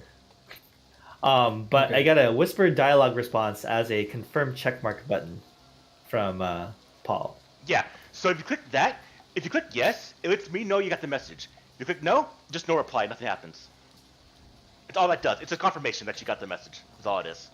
Cool. Okay. Yeah. No, I will not be taking Okay. it. Not Okay. yet. Okay, that also lets me know the orientation of how these tick boxes are structured. Yeah. Yeah, it's a little weird. Hmm. Should be different. Whatever. Then click for me, like, immediately. Obviously.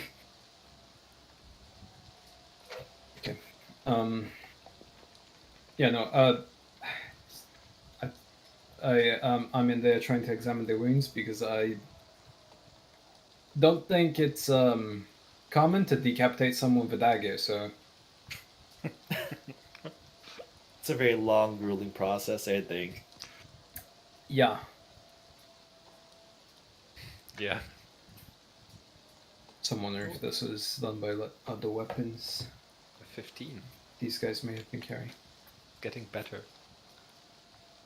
Could have So- perhaps been done by something with a very large sword or extremely large scythe. Eerie.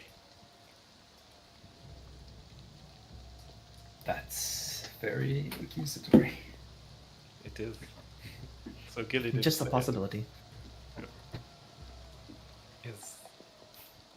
I think we have one more room to check. Yes. We do.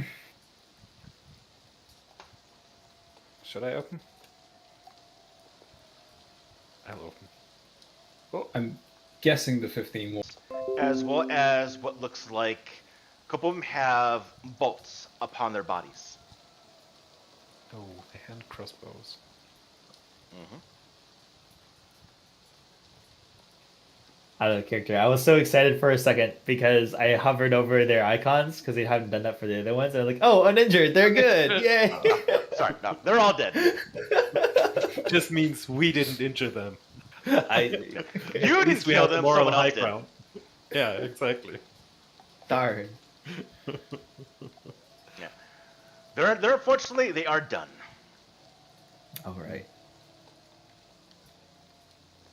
Well, let's go outside and see if anyone else is alive. We still hear something in the distance, people shouting.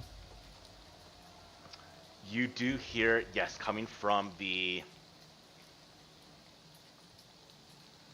Our assailants left the front, this white door open, evidently. Their footprints down here. I'm curious. You step inside the room. We can all see. So, what you see specifically, this large indoor garden resembles a tropical paradise. Lush plants and flowering vines hang from the walls, while a slow-moving stream of water cuts through the center of the room, flowing from the north to the south slowly through stone drains. Planters filled with colorful flowers line the stream, and two narrow wooden bridges arc over the water, allowing passage from one side to the other. Partially submerged in the stream to the north stands a life-size marble statue depicting an armored half-elf woman holding a rose and wielding a shield. Oh. Is that Lady Jamandi herself? It is not Lady Jamandi. I don't think Gilly knows that, but she might with her religion. But George knows her because she's very prominent in the API run. She has a rose and a shield. Okay. Can I roll on that, or would Gilly know? Religion check. Sounds familiar to me as well. Go for it. These are rolls that don't really need to be really hidden that much, so go ahead and give me recall knowledge rolls. That can be society, it could be nature, stuff like that. I'm untrained in religion, but But you gotta be trained in the skill though. If you're not trained in the okay, skill, you can't do it. At least we Gotcha. can't do it with that skill itself. So I remove religion.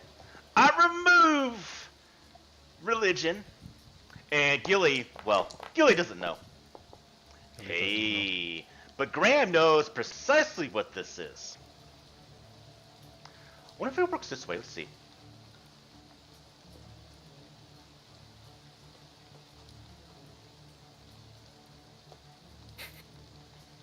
Let's see if I still this find it works. funny, just to emphasize my point, I roll on that one.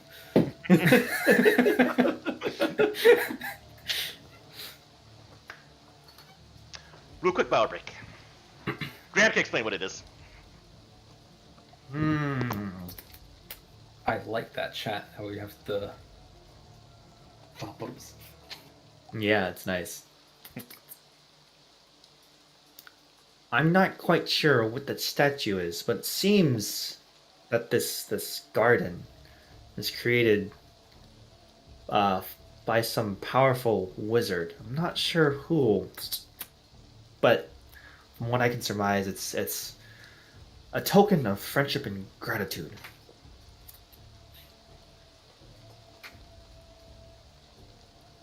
Lady Jamandi must have great friends and great places of power. I mean, she is pretty high position herself. Not too surprising.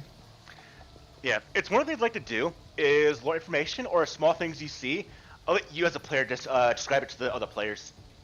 I think it has a little bit of more immersion when it comes to the actual character, and not me. So George asked earlier about the sounds. About what? The sounds that we've been hearing before. George? Not George. Gilly. Gilly. Gilly, the sounds come from, you can hear from this door and further towards, well, actually very, very close by, past this door. Y'all can move. That's this one. Okay. Yeah, I was surprised when you said that this is an indoor garden. Like, what the heck? Oh, Right? I was expecting this to be actually outside. Courtyard or something like that. Yeah. That's a little piece of paradise. Okay. I think Gilly will probably have a bit of awe on her face, but then go like, okay, let's go to that door. All right. As you are looking about, you see, or more specifically, you hear coming from a bit of the north.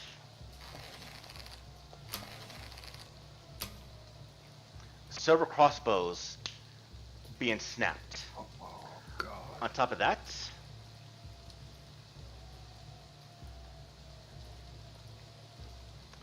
three of these lovely individuals. They pop out from bit of hiding places, all crossbows at the ready. One, not with a crossbow.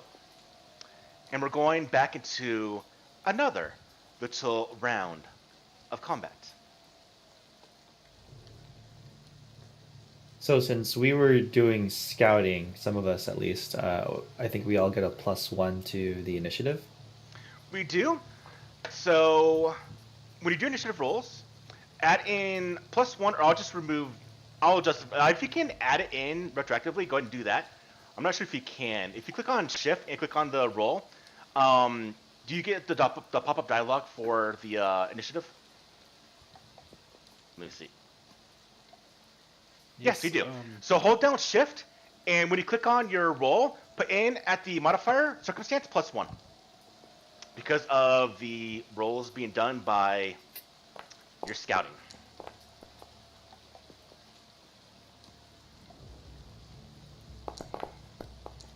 I was Wait, I just rolled searching, perception. so I wouldn't. Alright.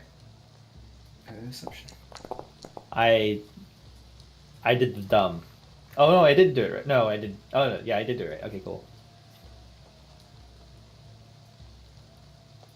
Oh, I see. It gives. Ah, okay. I know what's going on. Gilead, did you put in scouting +1, or you just do nothing when you did your initiative roll? I put in scouting +1. Okay, so you did it. Okay, retroactively. All right. Yeah. I'm just curious. My little guys are going to roll. They're rolling stealth, which means Graham, with the fantastic initiative, you get to go first. Graham, you watch as they pop up, and they're getting ready to do some danger. All right, I am going to take my first action to actually get behind cover over here, and I have line of sight on just this guy and this guy. I'll target the middle one and do the devise a stratagem action. So I'll roll that flat d20 right now.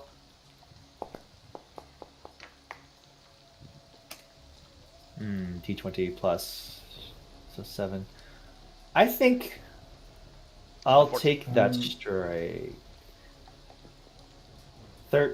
So with You my get a plus first. one? Oh yeah, this is well. So when I actually do the strike, I should take a +1 if these guys are related to my investigation, which the GM is supposed to tell me, but soon, yeah. Yes, of course. Okay, cool. Just making sure. They have 4 tiers, not 3. They're not part of it. Exactly. It's on the left eye, not the right. They're the eye. upgraded version! So you got a 15. Alright. Graham, you're off All the right. case. Would a 15 hit? A 15 will indeed hit. I will do regular damage on that, and I get to add my intelligence modifier. So whatever this is, add 4 for the damage. Well, that is more than enough to drop him. He hits the ground, it just disappears behind the brush. Fantastic, that is my turn. Alright, Graham. This guy sees Gilly. Hand crossbow, he fires a bolt from the hand crossbow, similar to the ones that have downed the other adventurers in this area. Gilly, it comes flying in towards you, and this will be a hit. It sinks into your shoulder, knocking you back a little bit as you take 3 damage. They will take 3 damage. He will sit there, reload that crossbow, and then fire one more time at you, Gilly. This time with a little bit less effective roll. This one just hits the wall right next to you. That guy's dead. This one right here sees in the doorway. Well, Urfa's kind of hidden. He's going to continue shooting Gilly. Gilly, do me a favor. Never mind, you already took damage. Yes. All right. Wait, actually, it took the. It was weird. It took away from the actual HP this time. I don't know what's going on. He fires and gets a missed shot. This time, he also reloads and fires another shot at you, Gilly. And my dice are being kind of crappy. That's a miss. All right, which means they are done. Riffiel, you watch as 2 of them launching bolts at Gilly, and luckily, Gilly dodged most of them. Probably with the shield and a combination of other factors. What do you want to do?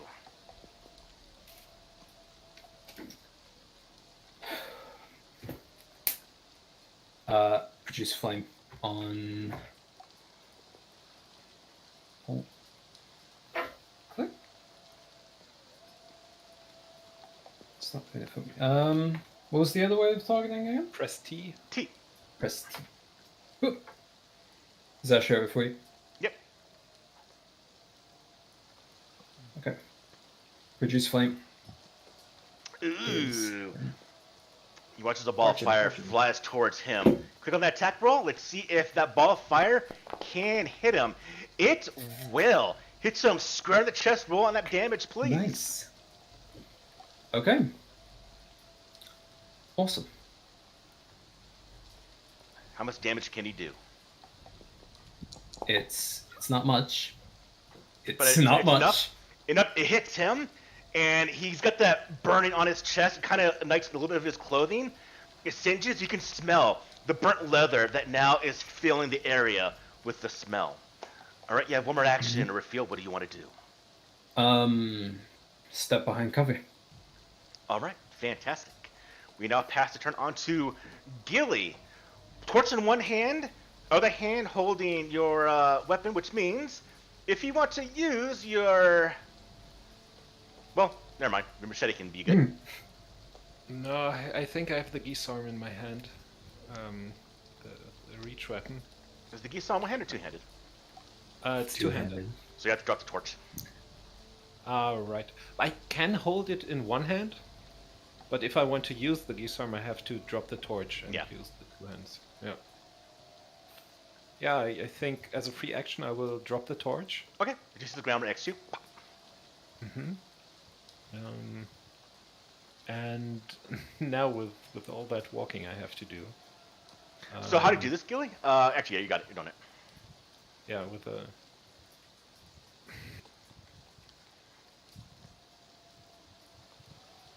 Is it faster that way? Yeah, there's not so much I can do. And I can just get there and be a better target for them. Yeah. You could be. 40 feet, I can do it in one... I can do 35 feet in one round when I activate with Athletic Rush. But I will use 2 move actions to get there, Okay. and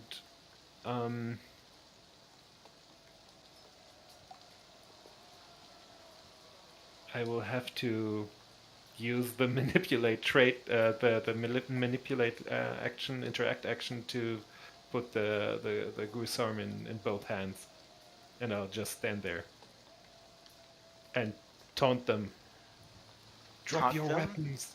Drop them down. I don't think so.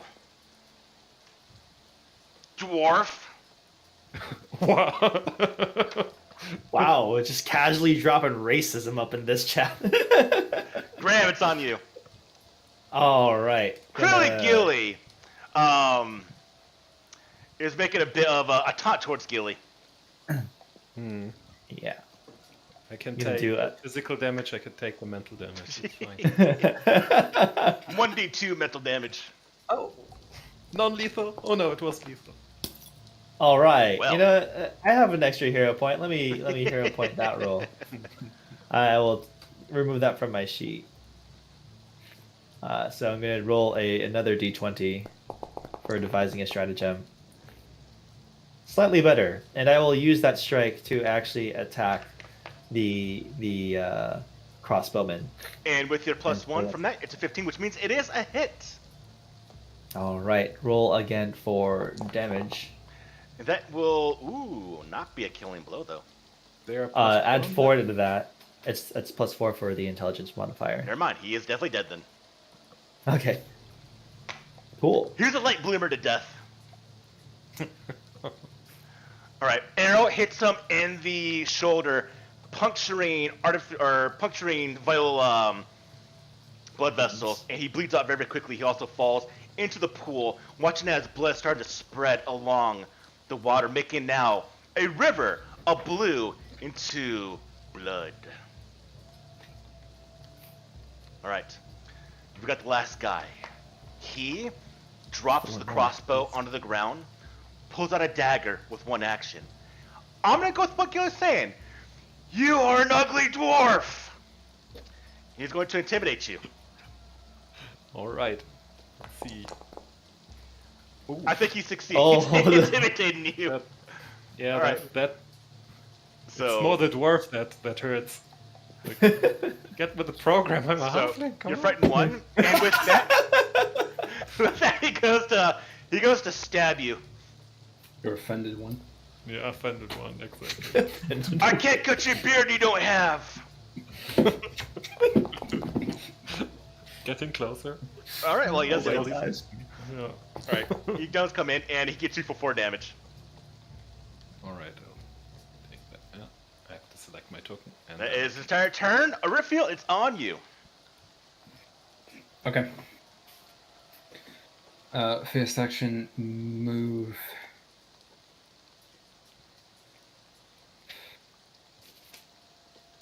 Out of cover.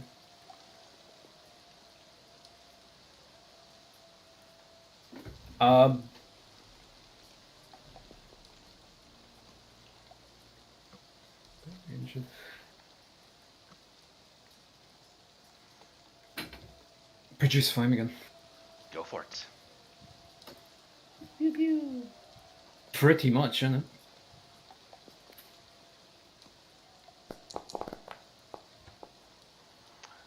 That will be just a hit. Good job, Arifiel. Really? Yeah, roll damage. They have 15 AC. Wow, okay. That will be enough to drop him onto the ground, making them very, very dead. Ending down the counter right there. Now, you should be able to loot them. Oh, yeah. Same thing. Drag it to your character sheets. Not the party stash. not the party stash. No. You don't have no party stash. Once you get an actual bag of holding, then you have a party stash. Yeah.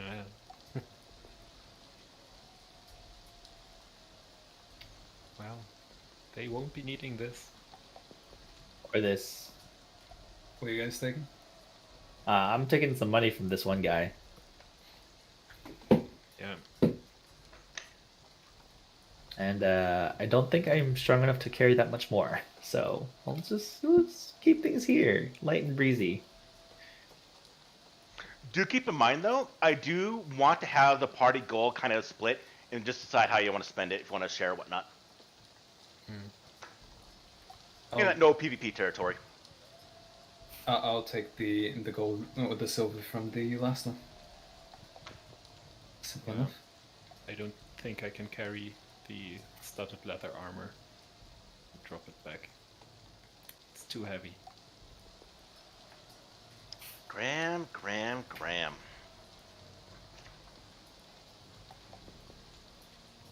Can I take the Oh. bow from the other one? Would that be all right? Not up to me. It's a dead body. So upon looking through the body to see if there's anything useful, out of the corner of my eye, I spot something underneath the statue, and Graham will interact with it. You notice that it is very, very close to the waterline, which is now filled with a bit of blood. But when you finagle with it, you're able to immediately open up this compartment, and you see a bag that is inside. And I'll tell you exactly what's in the bag. What's in the bag?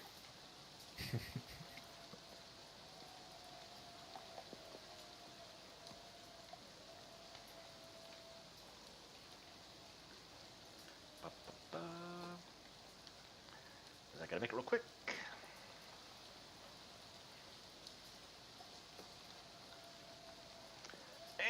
It's a bag of there it holding. is. No. Oh. Friends, look here. We have some consumables. I think the spark skin potion should probably go to Gilly. Thank you. And a key.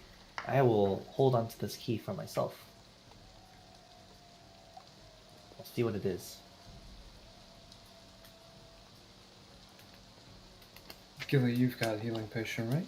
I have one already, yes. Graham, you take that one. Oh, yes.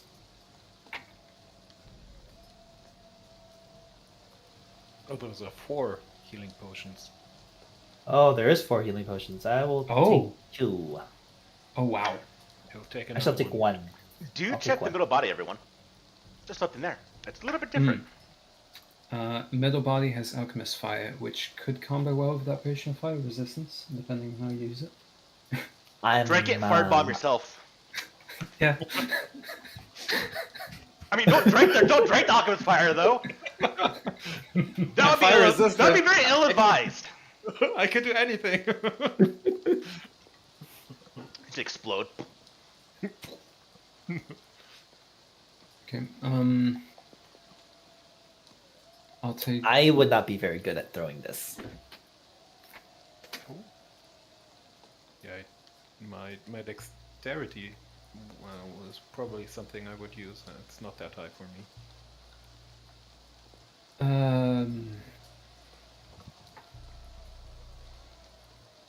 I mean, I'm dexterous, somewhat, but that's not.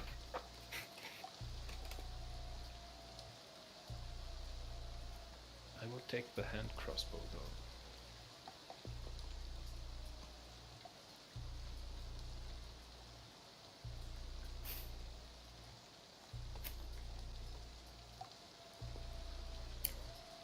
So isn't throwing an alchemical bomb a martial weapon?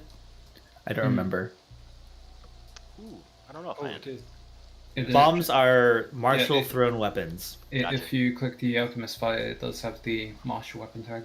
So Then it is. only Yeah. you can use it, right? Well, Gilly would have the best proficiency, I think, at throwing it. Because then we would be untrained in martial throwing weapons. So it'd just be a straight d20 plus your dex, that's it, to throw it. Yeah. You're not trained. Yeah. Same for me. And it would be a +3 from the 2 of trained and the 1 level I have.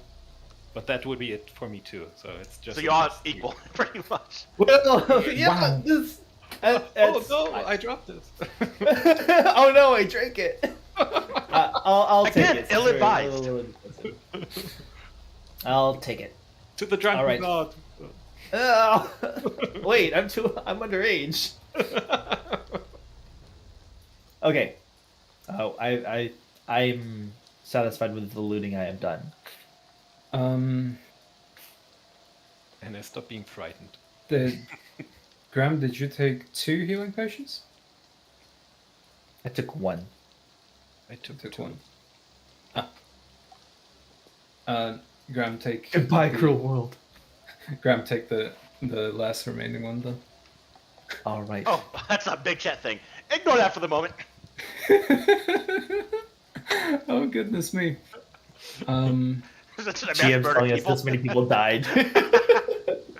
Those poor guards. I'll keep the fire resistance handy. Sounds good. Should we need on someone else though? Happy to pass it along. All right. I see only one door that we have not walked through. Let's go. Mm-hmm. Let's go. Question: how should we go about this? Because like I could lay on hands on myself and like spend 10 minutes praying and get that back. Should we do it, or like in this case, kind of speed is of the essence? I find, and I don't want to metagame too much in the sense of I have to be full HP and everything. What does everyone think? I feel like there's urgency in the air, Gilly. We don't have time for you to pray. But I need it. Okay, sure thing. I mean, prayer If you is need important, it, drink but this potion. Yes. No, it's fine. I can take it. Let's go. Okay. Door. You should drink the potion now instead of in combat when it's harder to drink and concentrate. All right, I'll drink it. Sounds good. Use the healing potion, and I'm full.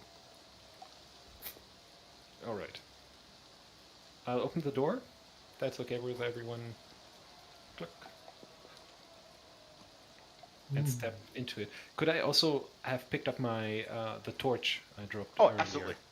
We'll make you back to being illuminated. Yeah, with the grease arm in one hand. And step into the doorway. What do we see? Guards. You Upon see guards. 6 guards that are on the ground, as well as 3 of the black cloaks of the black tears that litter the ground next to them. All of them are dead. You notice that a couple of them have, again, the very, very large wounds similar to the other hallway. On top of that, you hear banging, as well as the voice of some certain things.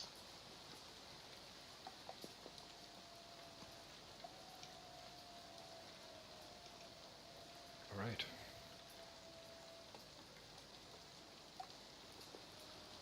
I definitely don't understand that language.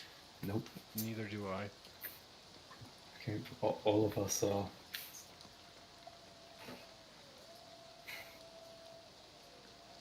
Do you hear that noise, that banging, coming from the room that is directly to the north from this area? What does that voice sound like? Is it agitated or It is angry. angry? And definitely not a voice we heard before either. Oops.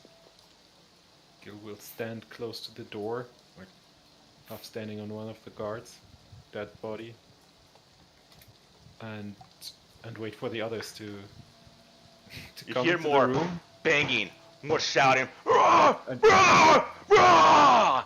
And it's just parts of.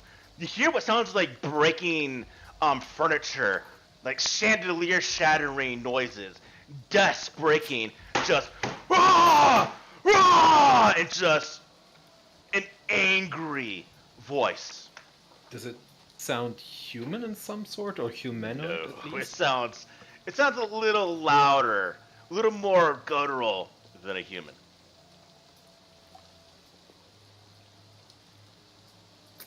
I see doors that are close by to us. Should we start opening them? The north one is basically like all that sound is coming from there, right? Yeah. Okay. Maybe Can not we- that one. Back away from the door and say, let's keep it closed for now. Who knows what's in there? And then you Any hear sounds the coming shout from? of a. Sounds like a girl come from that room. From that northern room. Yeah, that same room. Okay, Gilly will open the door immediately Yeah. when that Yeah. happens. Yeah. She was about to turn away, and then someone is in danger, and like, okay, Yeah, I was wondering if there were sounds coming from the southern door and. Oh my. A Oh my. modest-sized library that lies in ruins. Bookshelves along the east and west walls have been emptied. Books lie in heaping piles in the northeast corner. Set atop this heap are the severed arms and legs and heads of a dozen guards and other adventurers that you recognize from the feast the night before. A blood-spattered chair sits next to a shuttered window over here, and you see.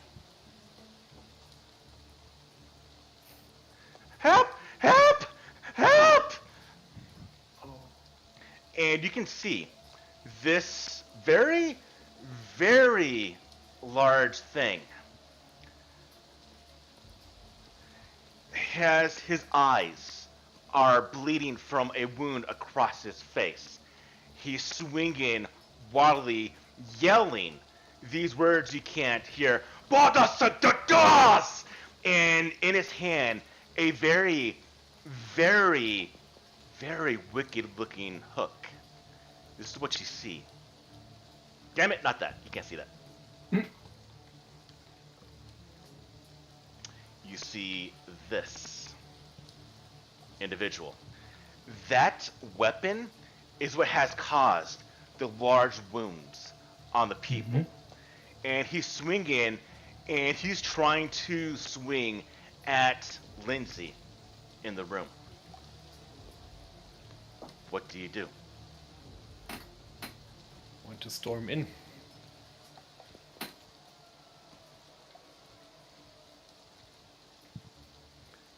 Move the guards out of the way. Move back. And we will go into another combat encounter. Let's do this. This one will be, again, at +1. Go ahead and do your initiative rolls because Gilly and Graham are still on the lookout.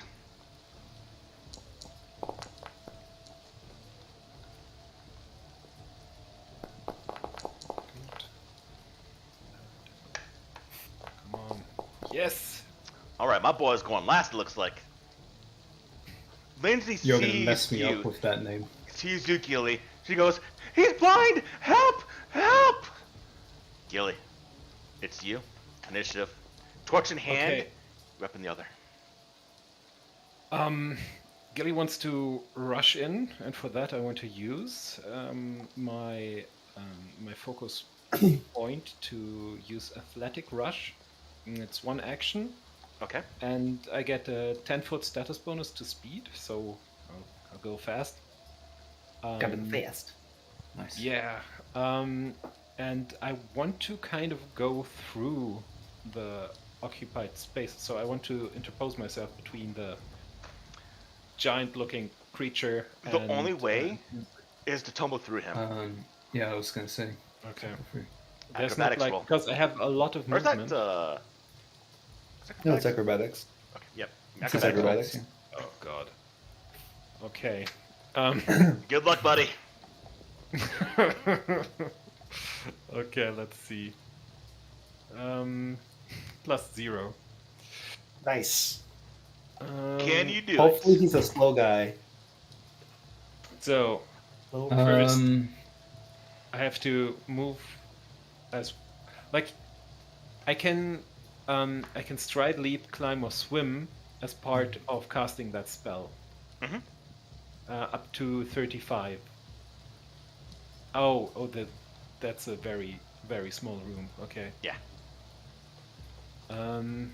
Yeah. Okay. Let's try it. Honestly, you probably didn't need athletics rush to get in here to put yourself between her, unless it is actually going to be.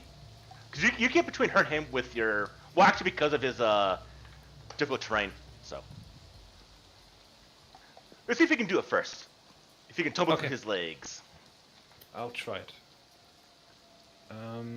Just an acrobatics check. You can tumble through using climb, fly, or swim. Ooh. Or another action instead of stride in the appropriate environment. That's still good though. No. I don't think you Very can climb nice through roll. him. But that puts you right past him, Gilly. Like So where? he just count Here? as so to get there, it would be, let's see, 10, 20, 25 feet to get here. Okay. And like it's a bit not rules as written, but with the athletic rush, can I like take the plus 10 foot status bonus to speed on my tumble through, or I'll just do it on a tumble through or your normal thing. You can do it for the tumble Okay. through. okay, then whoa, whoopsie, close the door. Okay, then I will try going through there, if that's all right. To go here. So you tumble through in between his legs and put yourself in between Lindsay and that blind thing. And I will try to trip it because I have a like I can drop my torch as a free action, Mhm. and then I can trip it with a +2 from the athletic rush. Go for it. Okay, that's an athletic rush +2. Okay. You go in and you are able to hit him, get him. He's a bit blind. He's looking around. He kind of feels you. Go put his leg. He goes to reach out, misses you, and then you hit him. Hit his legs, and he just falls backwards and poof, onto the ground. All right.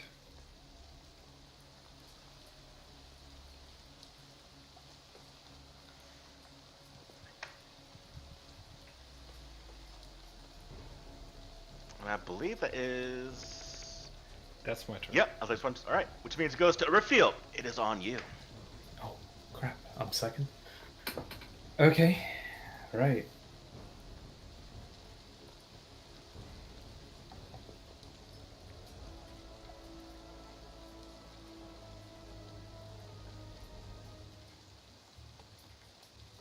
Thinking.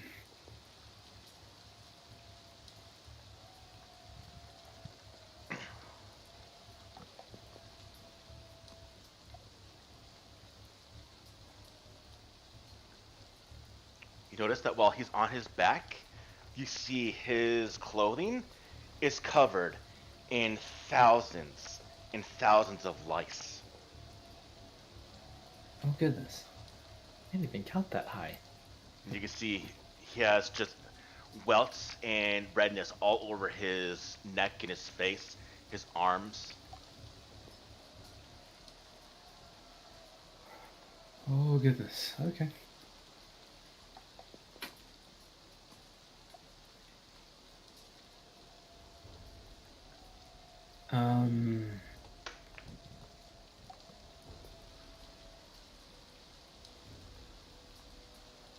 What do I feel? Come on, what do you got?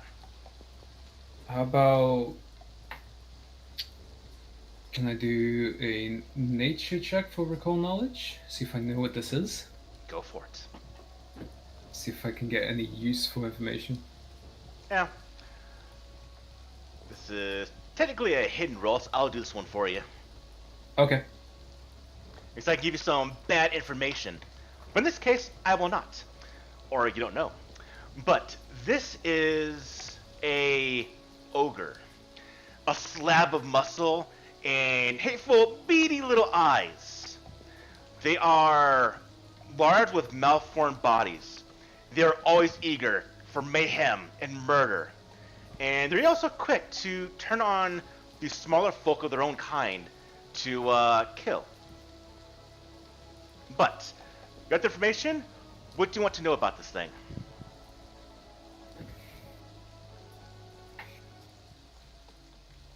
Any common weaknesses, be it either behavior or Common weaknesses? or This thing is very susceptible to essentially people affecting its mind by taunting it, or they're very, very, very weak-willed. But also, it's blind. So not only that, its perception is also very, very bad. that one is easy enough to see, I suppose.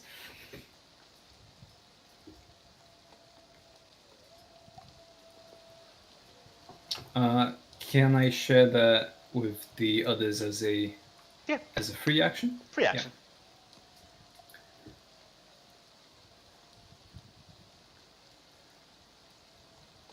You have 2 more actions. It's big and not particularly bright. You'll fall easily for taunts. Oh, heard that! There's more here! And he starts flailing with his giant hook again. Case in point.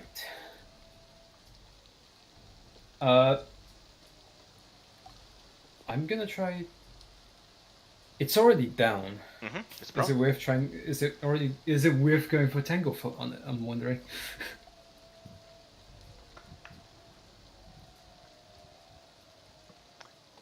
It doesn't need to maneuver much. No, it doesn't.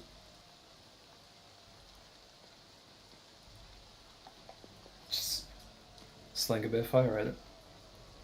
Go for it. Target it, Right. and then go ahead and do your attack. Can your produce flame, your ball of fire, land on its chest? Looks like it will. Actually, because it's prone, we'll do it. Roll Teamwork. damage. Roll damage. Nice. Max damage. Oh, it hurts! It hurts! It starts hitting its body as it's a little bit on fire. That goes to Graham. It's on you. Okay, I am going to get into a position where I can actually see what we're fighting. Oh, yeah, back out here just a little bit. He disappeared! Oh. This is really close.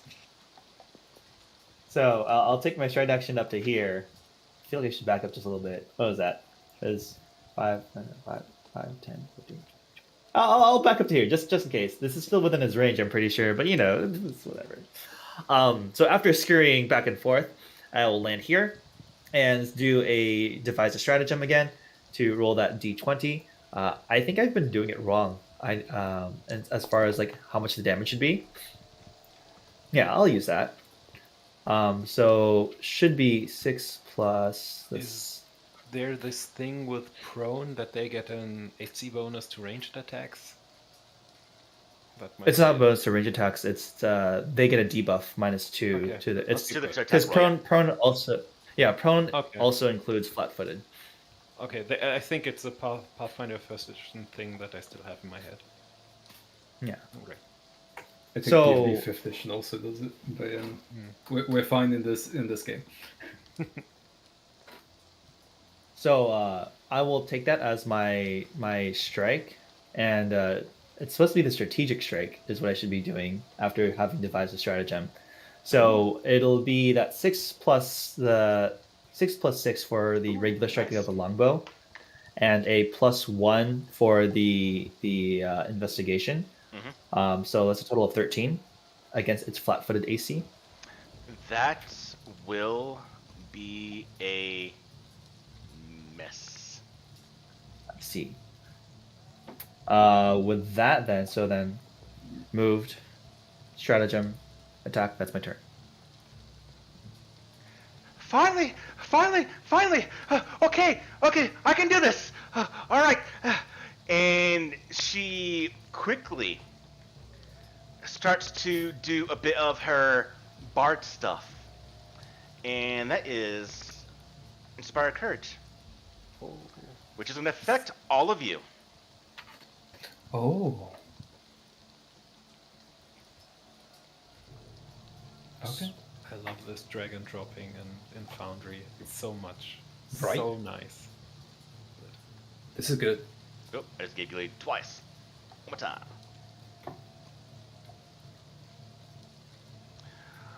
Alright, she does that for one action. And then now, as she's up, she seen all of you are her friends now. Especially if we keep saving her, she's gonna on board with all of you for all time. She pulls out from the ground the rapier, a second action, and stays there. Third action, she is going to try to fear this loving buddy for all of you to smack on.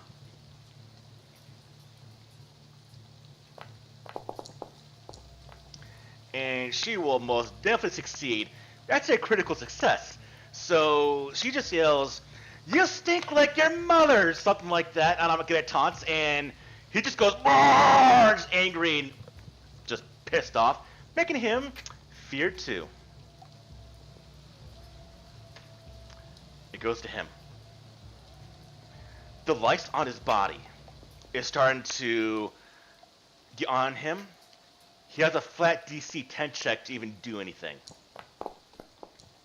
He succeeds. Hey! So, a success, which means he's good. So he now angrily gets up off of the ground as his first action. And then he goes. He hears where Lindsay's at.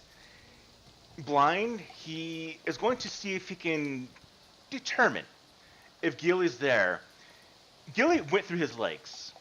He's going to swing in that direction for where Gilly is at, being blind. So first we're going to do to see if he would have hit, and then we'll do the roll to see if he actually misses. So this would hit, and then the DC 11 flat check to see if he actually just misses because he is blind. In this case, he does hit.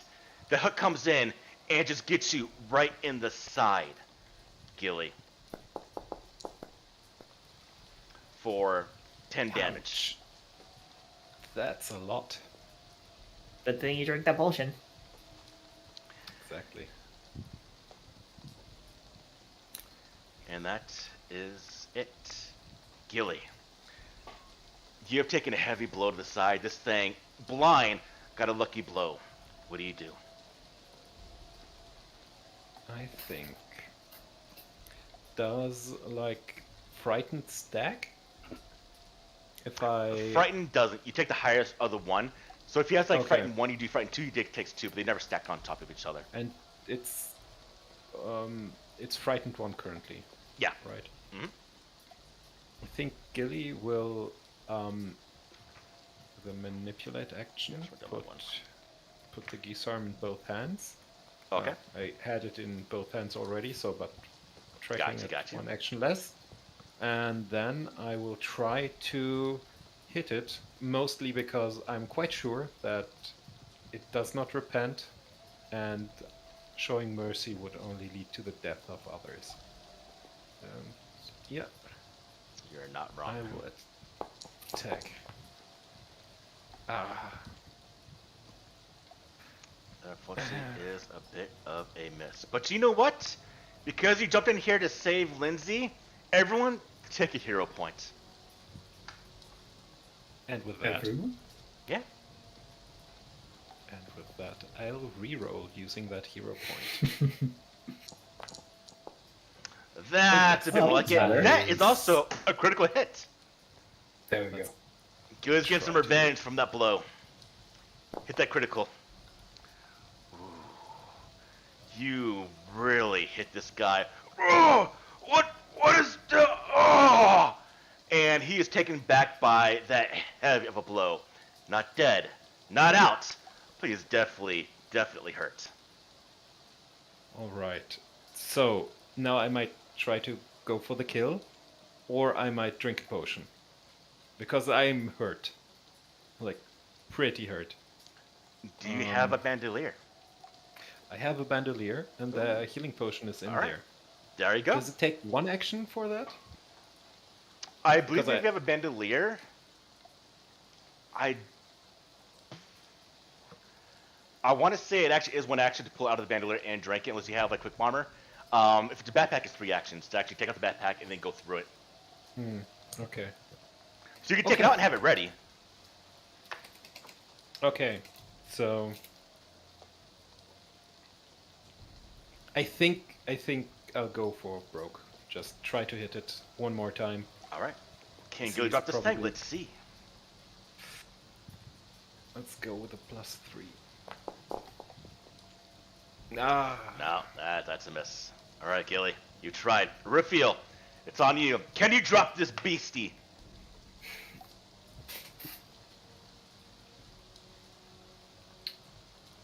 Well, I'm gonna keep doing what I'm doing. Burn it.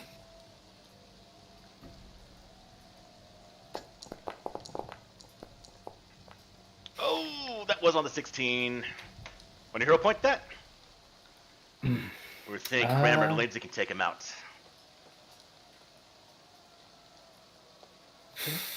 Bet you keep your hero point for, like, it does not feel like we're on the...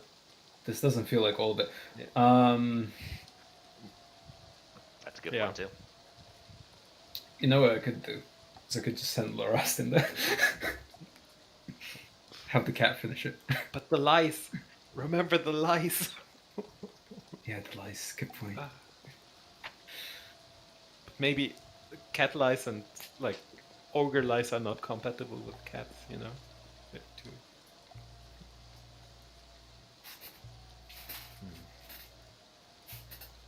I have 2 hero points. Ah, then go for it. Go for it, yeah. Go for the kill. How would I do that? Right-click the card and go to re-roll with hero point. Ah, I see it, yep.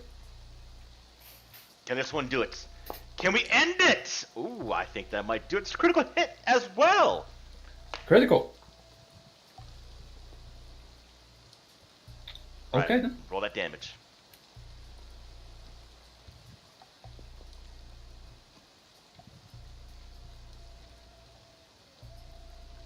You know where to click on, right, Andrew? Do spells critical? Yeah.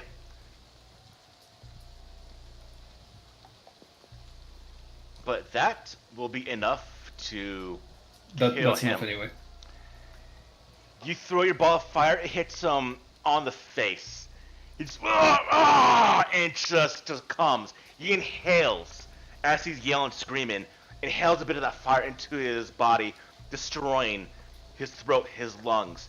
He starts choking, gurgling, and then quickly just stops moving. Dead he is. You have also beat that encounter. Is there a button for critical that I'm missing? I do double damage on the damage part. Okay. Persistent fire damage is not relevant. Not yet. Is that- His body's just a little bit on fire. Yep. You see Lindsay. Oh, thank you. I blinded that thing, but I was afraid it was going to kill everyone else. We're under attack by so many people right now. And you see that she is a little bit panicked. I think as the closest person, Gilly would probably try to help her calm down. I think we're safe. Here, now. Are you sure? We can still hear fighting. And you can still hear fighting coming from the western side of this manor. There's We'll be so safe many adventurers together. are here. So many people have died. Step through the doorway. Lindsay, we can still help people, but we're gonna need to move if we're gonna do that. Okay. Well, if it's okay, can I go with you? I think I'd be more safe if I could stick with you. Or do you want me to go back to where it might be safer? And you see, she's a little bit unsure of herself right now.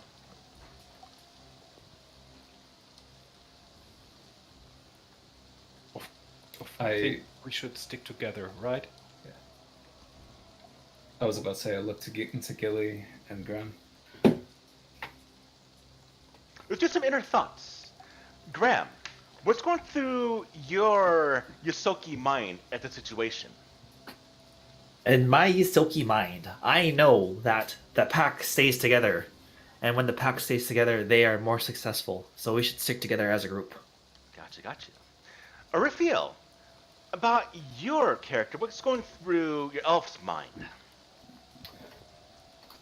I've already got someone on me that I need to protect.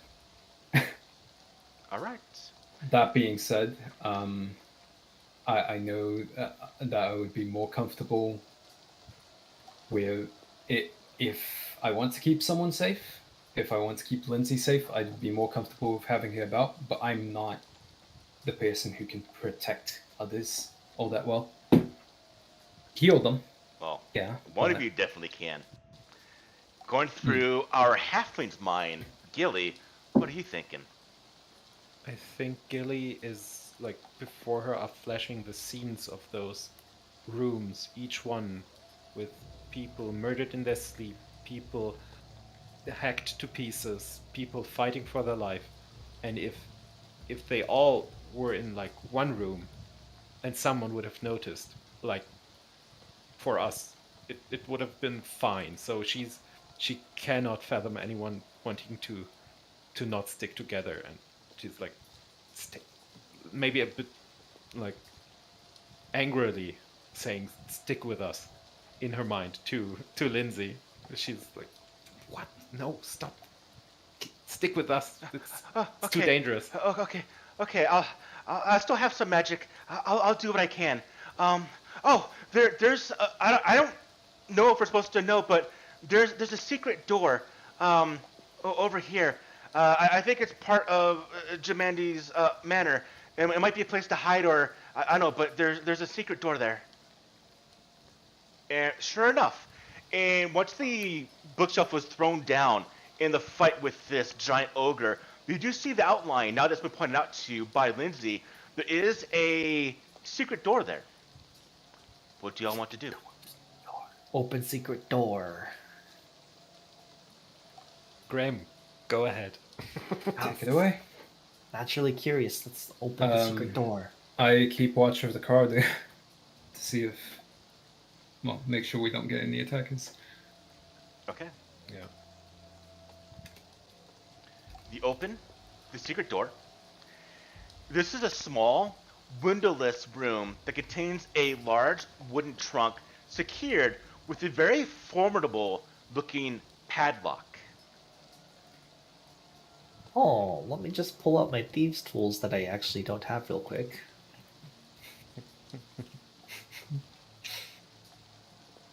I do have a crowbar. Oh, wait. Can I try the small bronze key that I had pocketed from previous... Like a glove. It's meant for that okay. chest. It unlocks quickly. And if you give me a second, I forgot to make this ahead of time. So, I want to make it right now. Bear with me.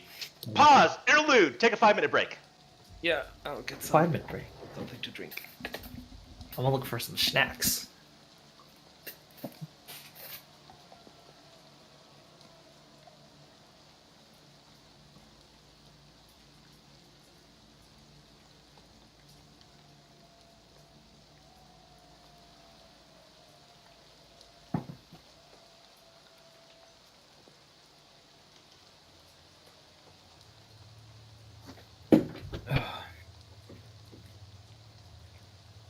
Since this was before daily preparations, the only spells I'm going to be the only first level spells I'm going to be casting are probably going to be heal if at any point.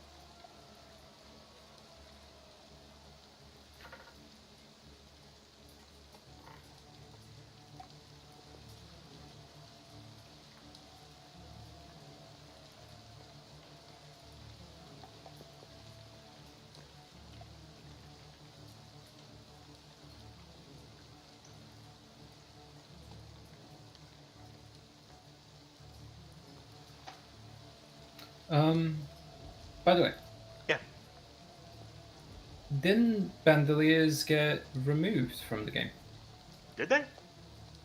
I wasn't aware they were. It's one of the first batch of errata. I kind of like bandoliers. Held one and stowed items got changed.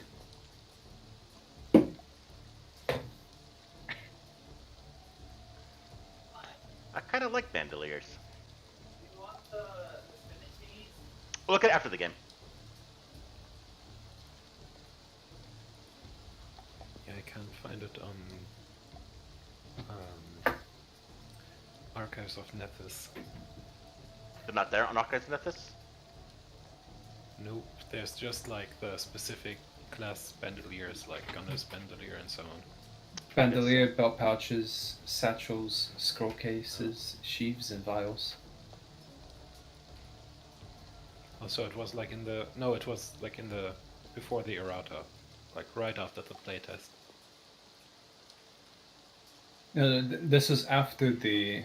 This is after second edition was released, but it wasn't too long after the first batch of the core rulebook errata. Okay. We get some for right now. I'll take a look after the session. Write it down. Look at bandoliers. I still like bandoliers as a flavor option. I do like them as a flavor, yes. Yeah.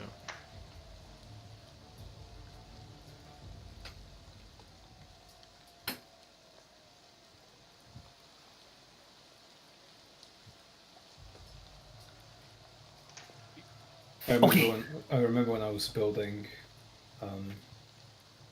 when I was character building, I was going to grab belt pouches, or at least a belt pouch, but didn't find it through Nethys, and then I remembered about the errata, so I had just left it. You can see what's inside that chest. Opened by the key of our Yosoki friend.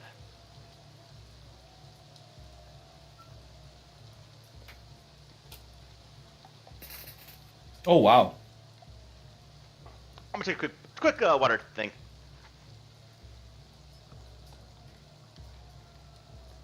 Friends, you should come here and loot this.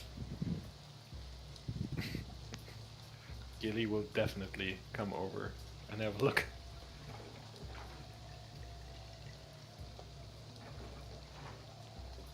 Wow. Like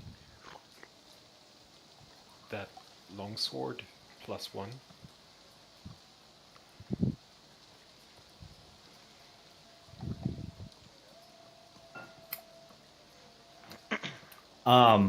It's funny, you're looking at the weapons, the first thing that I see on there that draws my eye is Journal. the journal. Yeah. So Graham's gonna read through this real quick and be like, "Oh, this looks like it's supposed to be payment for the servants and guards. I think it might be unethical for us to take this money. Yes. On the other hand, a lot of the guards are dead now, so I think the quality of this weapon is. I think we need this to fight what's out there. In the end, we can give them back, and I think especially this Do you, vial. do you read out that it's Jamandi's journal specifically? yeah. If Jamandi anything, will know what to do with the contents of that vest. if anything, we can take this, hold on to it for her, and give it back to her when we see her next. I would say that's the best bet. Yes. All right, I'll add the gold to my inventory. I don't know who needs the healing potion.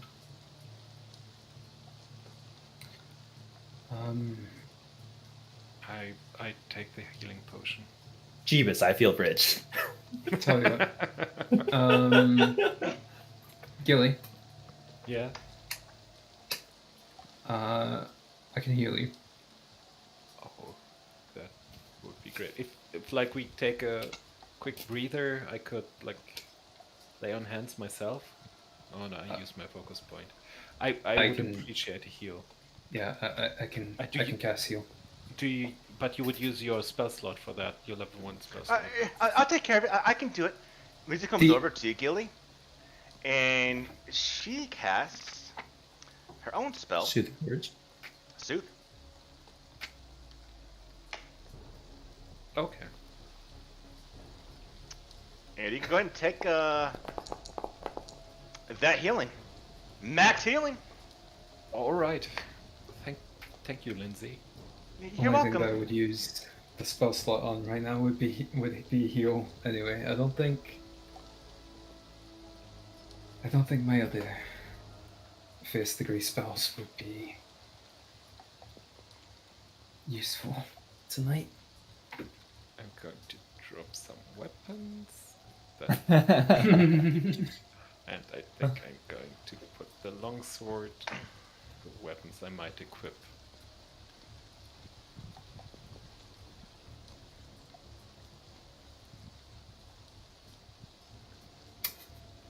But like, Gilly has no use for the mace currently, so she's going to let it in there. But if nobody is going to take it, she'll at least take one lesser healing potion. Lindsay, have you got any potions on you? Might be useful in a pinch. No, I don't have any potions. Fortunately, I didn't think I'd be expecting any type of battle coming here to the manor. If I would have known there would be a battle, I would have bought some potions, Take but one, I don't please. have any. Just give Lindsay the last potion on the. I'd say. That sounds good. Give Lindsay the potion. She will take it. From there, it's up to her judgment. All right, friends, shall we go further? You notice, Graham, real quick, there's actually another hidden door entrance right here to go into the room. That's right there, if you want to use it.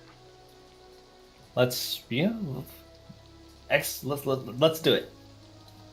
Another door inside of a door. All right. Exciting. Remarking at his another door inside the door comment, I give a confused look toward him, and then I look to Lindsay, see if she understood that. When you open the hidden door, you see that this storage room holds items necessary for the running of the estate. Includes extra oil lamps, bed linens, candles, common tools, and crates of supplies. Pretty much any piece of common adventure gear can be found inside this room, as well as 3 barrels full of lamp oil.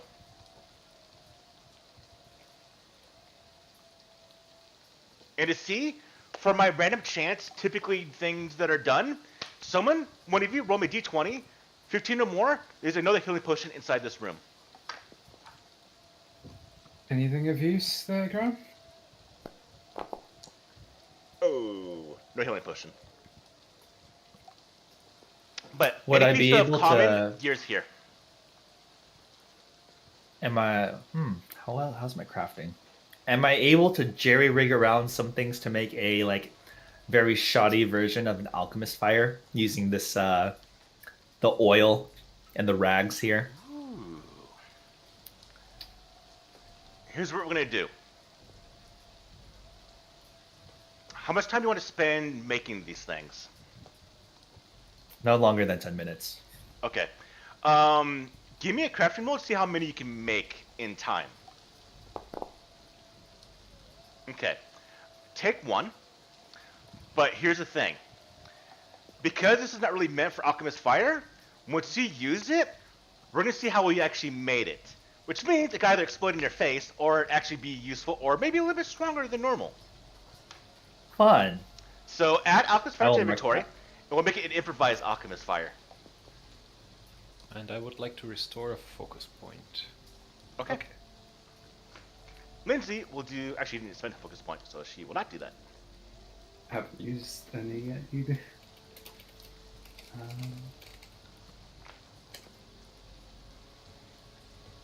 Do investigators get focus points at some point?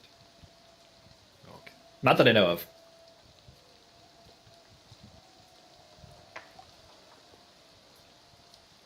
All right, everyone. All right. What are you doing? Lindsay will be following you.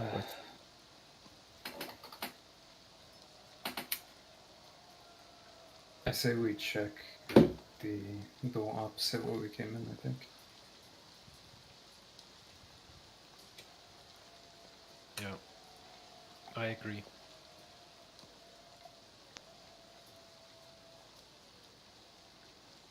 Accidentally clicked the door.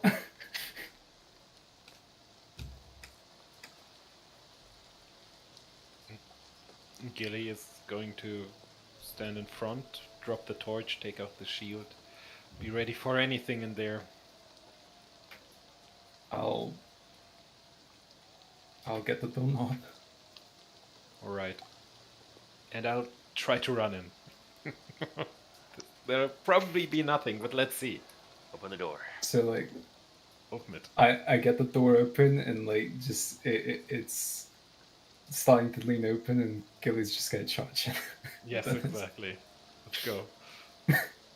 Oh, it's another room. Are there people in here? So, Oh, the door. Oops. yes, there I are shouldn't move. some Where is corpses here. everyone? It's a no. revolving door. Oh, open the door.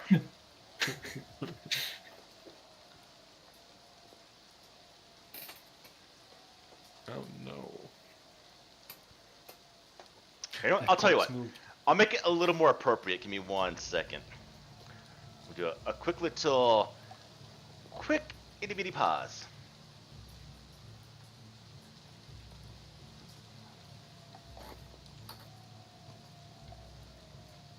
That makes me worried. Why? What would you be worried for? And then another ogre appeared. And another ogre appeared. He was not blind, he was deaf. And the next one, he did not speak a word. And the next one. There is a fourth monkey. Oh. Oh, yeah. But an ogre would never do that. No. All right. Ogre are vile. I'll make it a little more appropriate for you, for all of you. Mm-hmm. Let's go.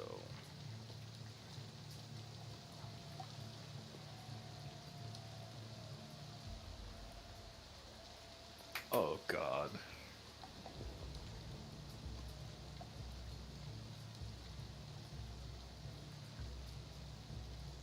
There. GM's having fun with this. How's that? Oh, Does good. that give you the idea? So, Did the ogre go through here with a hook? probably. This large room contains 2 rows of simple beds along the slanted southeast wall. At the foot of each bed sits a small wooden chest. Through the lids, all stand ajar, and the contents, mostly clothing and personal items, lie scattered amongst the floor. A sturdy oak table and 6 chairs sit against the northeast wall. There's about 14 beds here, and some of them still have occupants on them. As you can see now, in great detail, they're very clearly dead.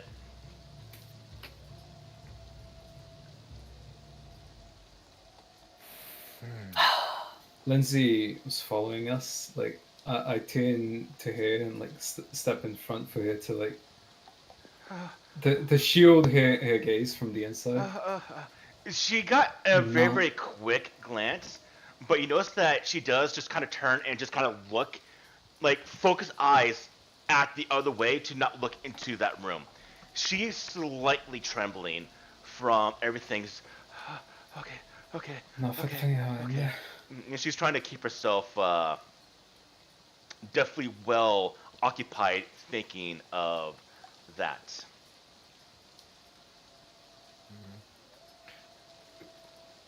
Paul, could you take away the torch? I think. On your character sheet?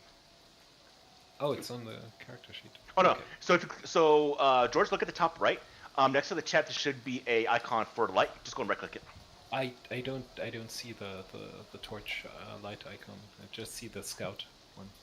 Oh, then you don't have a torch, right? Then oh, you do. Oh, I see what's going on. Okay, here. Let me see. There you go. Okay. Feel. Okay.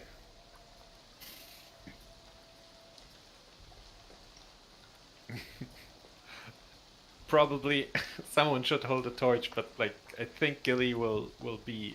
So Going you put the torch. around with You the put the torch shield on the now. ground. Yep. Okay. I'll put it in your space. Blah.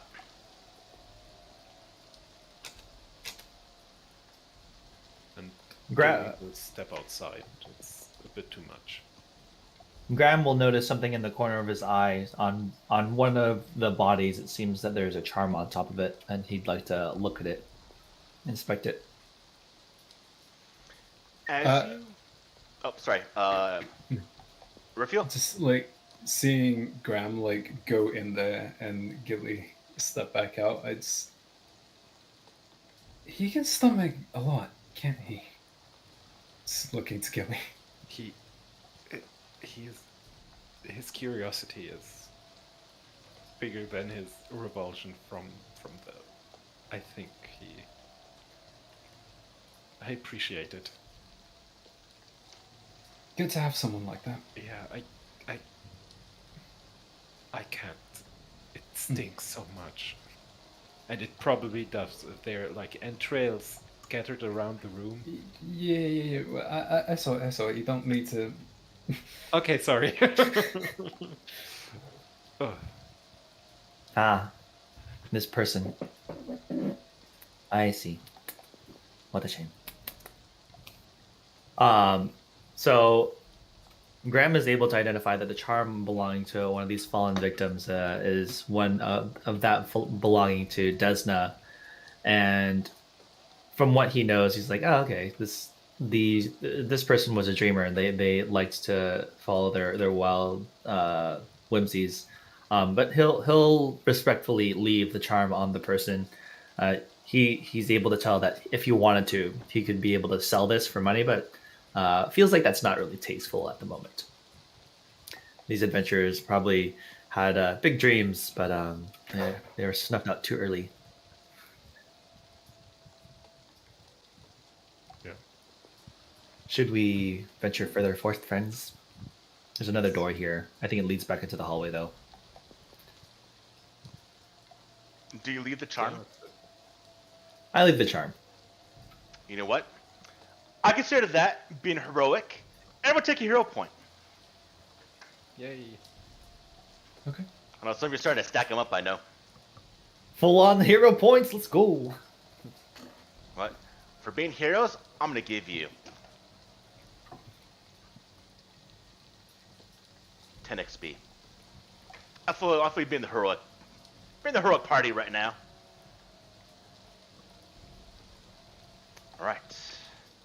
It's a plan of action. Further down the hall, I see. Right.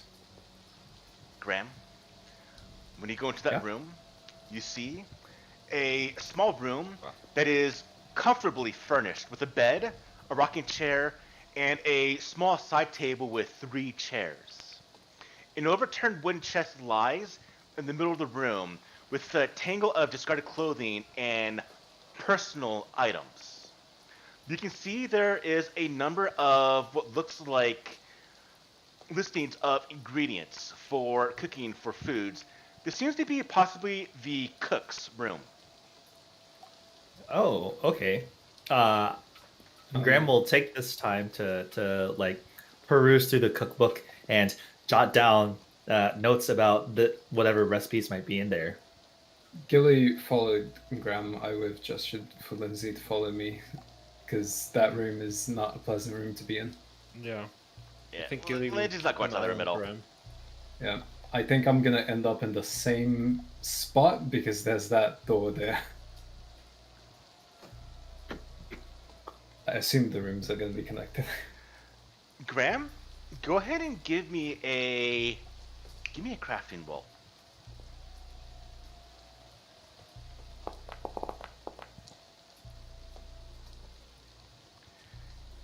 You'll get the recipe to one thing, and that is going to be,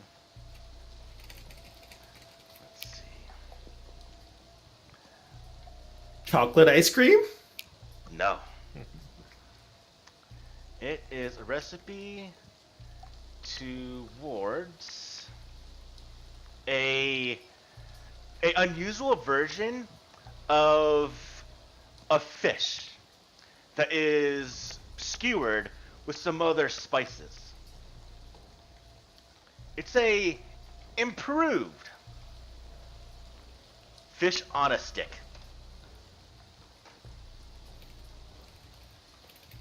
Thank you. So it seems that whoever is ransacking these areas is looking for something in particular. Is Graham able to do any kind of deducting on like what they could be looking for? Graham, you can. And as you're looking, you do notice that there is a underneath one of the contents of the dresser in the room is a bag pouch that has about 6 gold and 23 silver. And it has on the bag the emblem of a fish.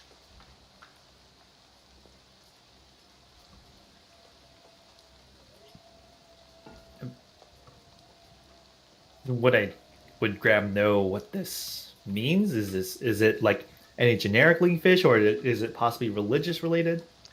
It's probably Religion-related? something that is personal to maybe the chef or one of his personal belongings. Oh, I don't. Is the chef's body among any of the ones No. that we found in the previous The room? room's empty. Okay. Can I gingerly open the door though? I'm assuming it's gonna lead into, like, out of character, I'm assuming it's gonna lead into that same room. I like how you assume. Go for it.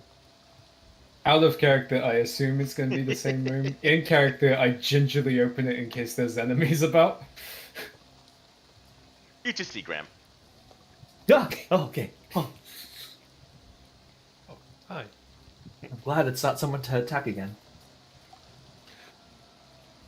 Okay. Living people. The same living people I'm already used to, but living people. Anything in there? Just a few of the cook's ingredients, and looks to be a pouch that might belong to him. Maybe he was going to buy some fish.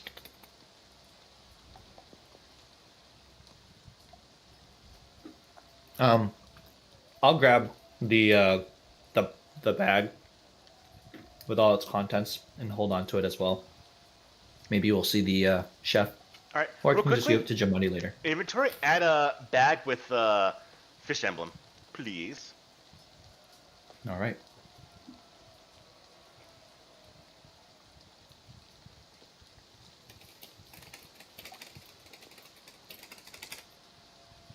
Got At it. least he made a good meal before. Is he dead? Hope not.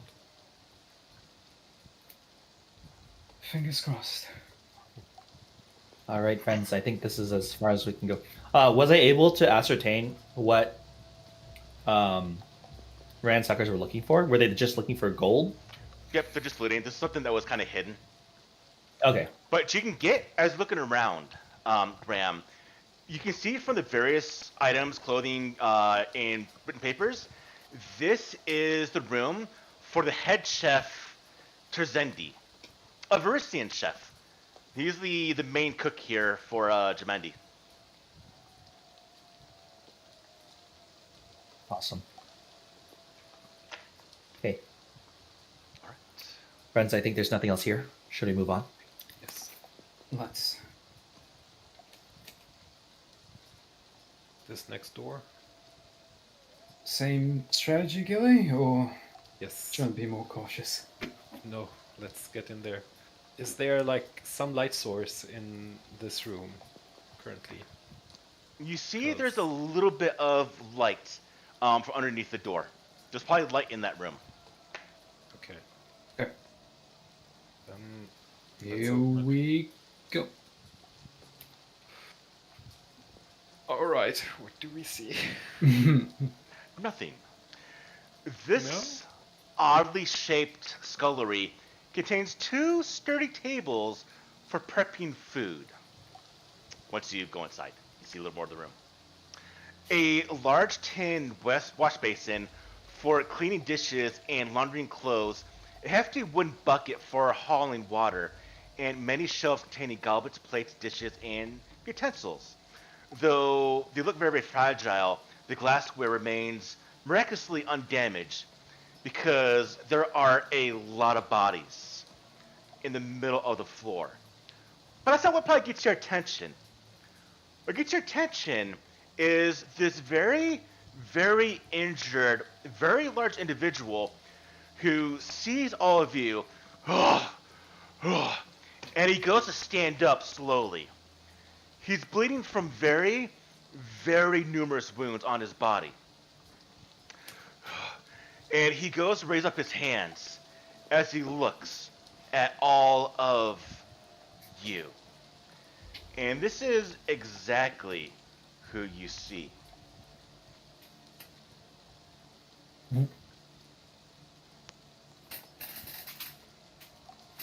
You're for real. You can move. I like how as you put that up, Annie just goes. It's like, nope. Yeah. Bye-bye. I would too. Gilly wouldn't, but I would. You see, he doesn't move forward, but he is at a position to be ready for a fight. But he kind of rocks back and forth, and he does lean against the wall. The large double doors that you exited on your way to your rooms a couple hours ago. This door that this thing is in front of is a door that goes into the Great Hall where you had the feast. He looks like he is slipping almost in and out of consciousness. But with your presence here, he is at the ready, or he's just kind of waiting. Almost like he doesn't want to get into a fight. He's breathing very, very heavy, and still bleeding from numerous wounds. He still has like a hostile stance about him that he could like. He's getting ready to fight in a way. He's getting ready to defensive. defend himself. Okay.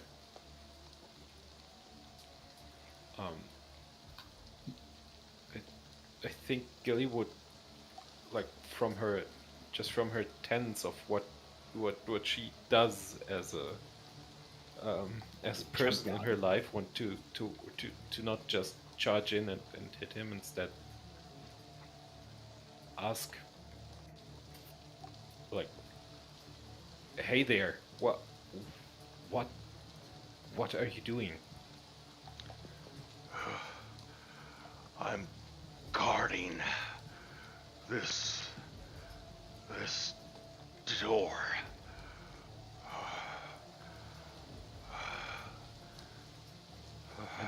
Gilly looks at her companions.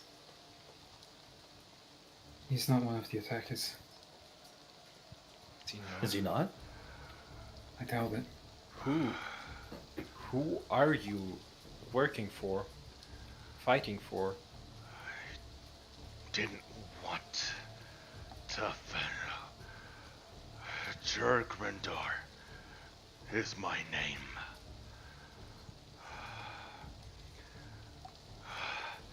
You see him kind of close his eyes a little bit. He kind of rocks forward. He has to put a hand on the door. He steadies himself. I didn't want to. Gilly, give me a diplomacy roll. Yeah. Diplomacy. Can I aid to the diplomacy? Oh, never mind. Guess I don't Well, need to. shit.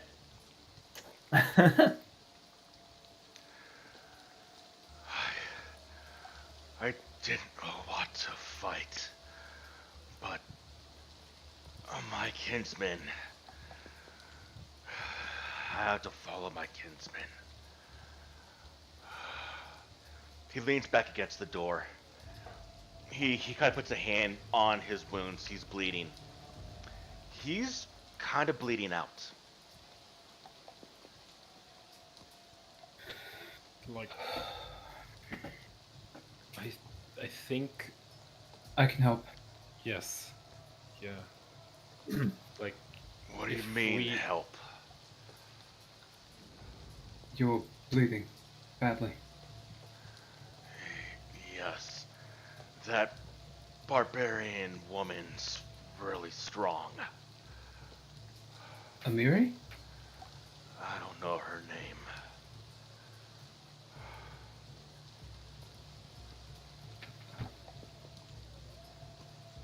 If you were fighting Miri, that means you were attacking the fortress. I was part of this, yes.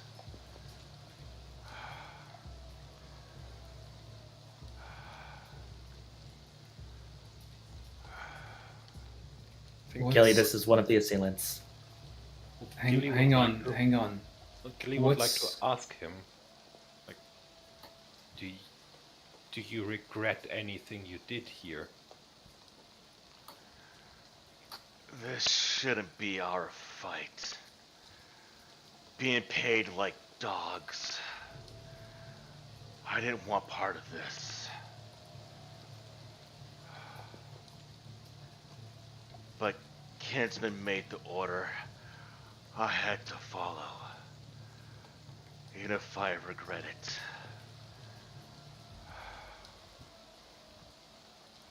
It sounds like he does regret it. Right. Let me patch you up. Let us heal him. Yes. He gets I a little would- bit defensive when he moves closer. Lindsay kind of jumps back a little bit, but stops. He gets a little more of a relaxed state. I bring out my healer's tools.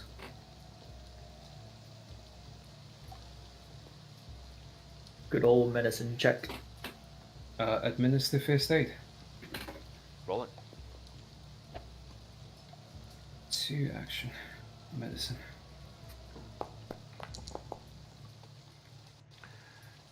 Roll me a 2d8. Okay.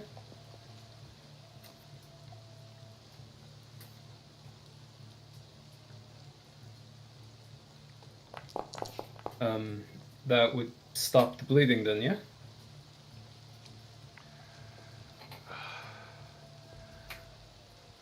Thank you. There was no honor in all this. He steps back. He kind of just leans against the wall. This is less pain. And he kind of slouches down again. That woman's still... She's still alive. And he points over here. We'll follow her. Oh. We'll make sure she survives. And I think Gilly would go to him and say to him that Lady Jamandi Aldori is an honorable person, and if he sees any way that he could atone for what he did, that there might be some way to also preserve his honor in that. And give him like an out, because like hearing all of that about fighting for very little money and following someone you don't want to follow is really it hurts. It hurts. And well, she is intimidated by like a giant from the looks of it. Go ahead and actually give me, everyone, if you want to, give me recall knowledge rolls. In For society? Your choice. nature. Society, nature. The one that probably make the most sense with this guy would probably be either specific lore or a lore that's related to, obviously, a giant. Society would be one, but it's also very, very hard. Society is probably my best bet. Go for it. I don't think nature would. Yeah. Oh, if he had a giant lore, would be much, much better, but I don't know if anyone has that. No. My laws are hyper specific.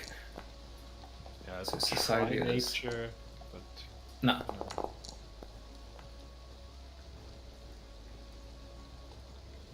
Yeah. You know, this is definitely a frost, or it's definitely a frost giant. But beyond that, you get no other detail about this guy.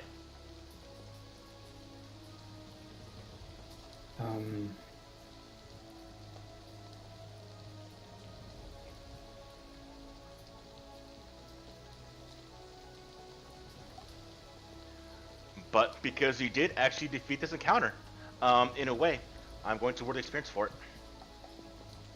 Amiri had a giant-sized sword, didn't she? She did. So he was pointing towards this direction, so we should go that way? Yeah? I think so.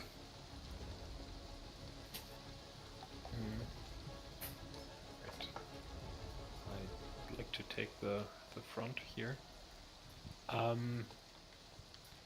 Could Lindsay maybe have a torch with her That she can. to help out? Actually, Lindsay has... Does she have light spell? She does. That would be. That does? would do the trick. Yeah. Could she put it on the shield? She's doing that light spell on your shield. Or whose shield? Thank. I would appreciate my shield if that's okay. Bam, I you think got it. Billy's the only one with a shield, right? You see, in the room, unconscious and tied up, Amiri, Valerie, and Harem. They are bruised all hell and pretty much all are unconscious.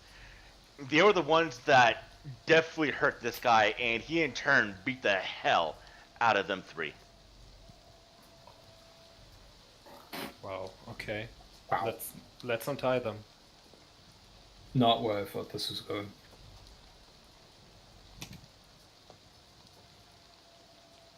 Do they have like They're all at 1 HP essentially and unconscious. Oh, okay. It seems like a really good point to cast a 3-action heal spell.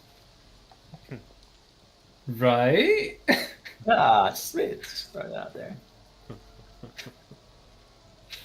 If only Lindsay had a 3-action, which she does not.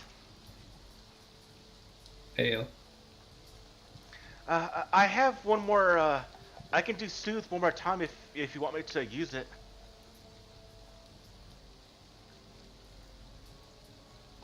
Yeah. I can help all three of them. Let's untie them.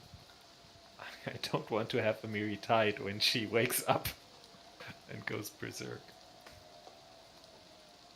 Well, Right. you know. So I think let's untie them first and then... Yeah, untie them first thing. Okay. Yeah. Untied, you do get them.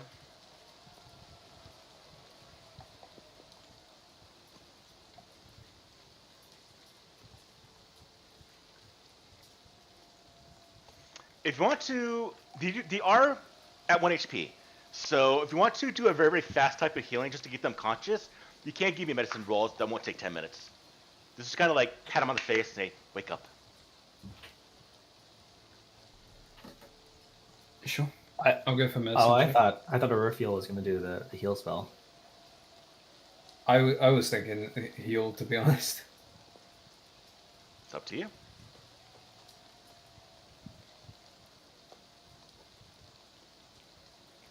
Yeah, I'll do it.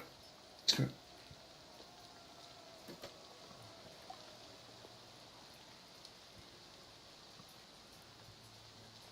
Right, doing the emanation, 30 foot. Yep. All right. Wow. Wow. They Well, have 2 HP now. not a lot, but they do wake up. Amiri, Amazing. where's the giant at? And she goes to grab her sword, it's lying on the ground. Hey, hold on. Yeah. You're injured. Quite heavily at that. Oh, God, I can feel that. You see Valerie? Oh, And- that giant was such a monster to fight. He didn't kill any of you. But he must have succumbed to his death. Now that you are here, as Harem speaks up. All of us will join him shortly. I suspect we are going to be next inside this Afraid- place here. Death doesn't have to be the end to everything. But everything will succumb to death. In its due time. Not yet. The faster, the better. He's such a bummer. Jesus Christ, I'm trying. Yeah. It's very hard to stay positive. Right? Well, Just and Amiri speaks up. You must be really strong to come and save our sorry asses and kill that giant. She stands up fully, the blade now. She gets Amiri? at the ready. Amiri. What? He regrets this. You talk to the thing. I did. we did. So, and she grabs a sword. So you're telling me you didn't kill this thing then? And you see kind of that fire in her face start to ignite. Lindsay, oh no, oh no, oh no. I grip onto my quarterstaff. No, but we have taken the lives of the several black tears that have assailed us. And an ogre.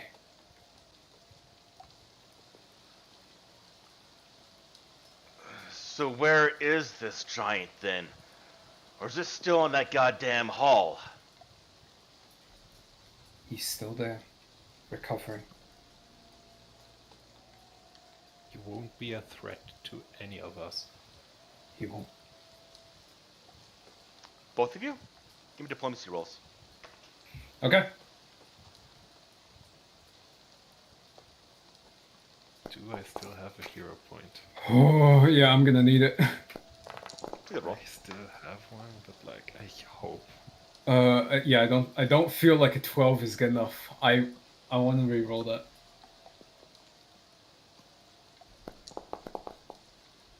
Fuck! I think Should have stuck it with the 12. I think I will stick with the 18. But might be Miri's DC might be a bit higher. She pushes past you, Raphael. Lindsay gets back, and you see Amiri looks fire in her face at the Frost Giant. Amiri, I'm not afraid to knock you out. You've said your words. I'm gonna knock her out. I think like going non-lethal is a -2 to attack, right? Yes. You see Valerie. If he regrets it, and they saved us, we should listen to them. You see Amiri is conflicted, looking at both of you. Dragorindor has now stood back up, and he does say, "This is not what I wanted. You fight with the extreme viciousness." You see Amiri. Of course I did. Alright, Valerie. Dwarf. Let's go find a place to hold up then while this place deals with all this shit. And she moves past Valerie, seeing all of you. Thank you. Be careful. She walks past. Grip my quarterstaff loosens. Harem. May death find you swiftly and quickly, hopefully tonight. And leaves. May death find you slowly. The biggest party pooper. Just like And they go down to button up somewhere else.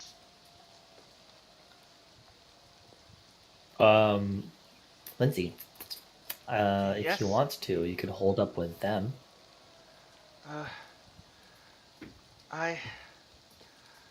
Amiri could probably keep you safe, and Valerie as well.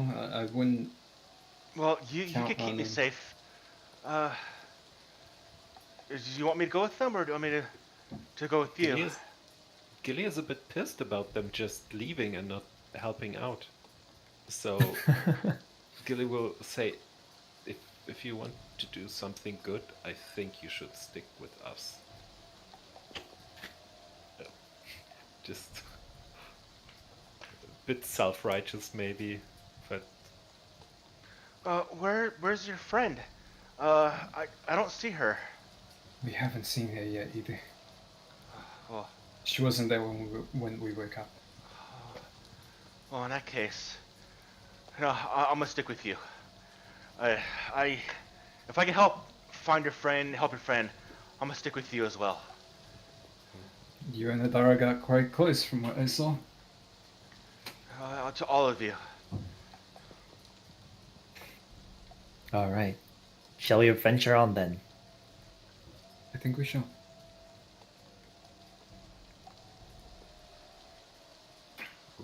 Oh, there's a door down here. There is. There is. And that is You not the one investigate he was this one? guarding. Yeah, he was guarding this one. Yeah. Hmm. He was guarding the double doors. and he would let us through, right? Oh yeah. He's not being in Yeah. any way threatening now. He's very, very calm-esque now. What did he say was his name was again? Jor Grindor. I'll spell that. Would the J be pronounced differently? Jor Grindor. Jorgrindor. Jor Grindor? Yeah. Beautifully.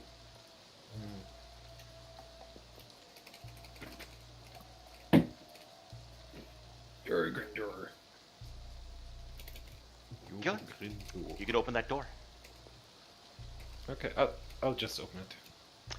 You see a room that holds a few large bathtubs, along with some folding screens that provide a mediocre privacy for the few chamber pots that are found here. A small brass oil lamp on the ceiling sheds plenty of light and fills a small room. Would fill it with light if it wasn't out right now. It does smell like cinnamon. Cinnamon scented baths. It's probably a welcome respite to smell that after Right? all those sweaty people trying to fight for their lives. Never mind Yeah, the corpses. yeah, the disemboweled corpses. Yeah, Also the smell of burning ogre. with light, Burning ogre with lice. irritated skin. So you know, There's a lot. There's a lot. The cinnamon is probably really nice for a bummer. just step in there, take a deep breath, and let's go into the Great Hall. Right. Let's. Thank you. Are you going to the Great Hall? I think we shall. Are we? Okay. You must gather your party before venturing forth. Did you watch that short? No, it's just a thing from Baldur's Gate. Oh, All right. With Lindsay at the ready, she has in her hands her short bow.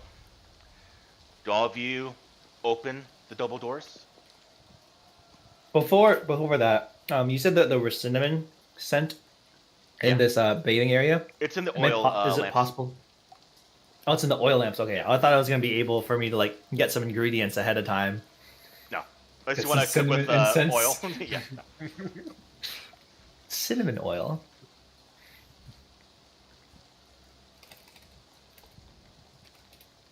I'm good to go. All right. Yep. You open the doors to the Great Hall. You It can't looks very Gilly. very, very different from it did several hours ago.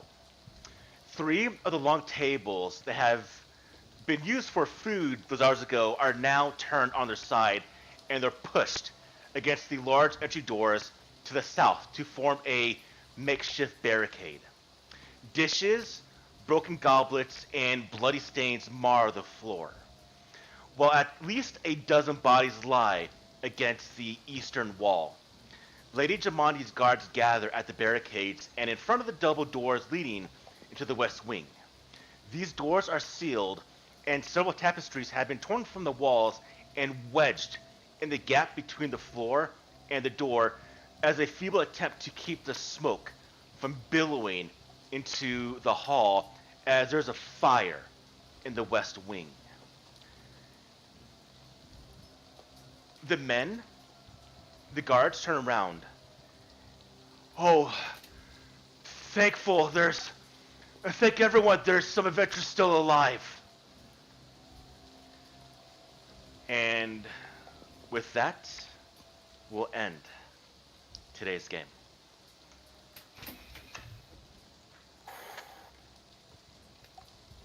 That was a lot of fun.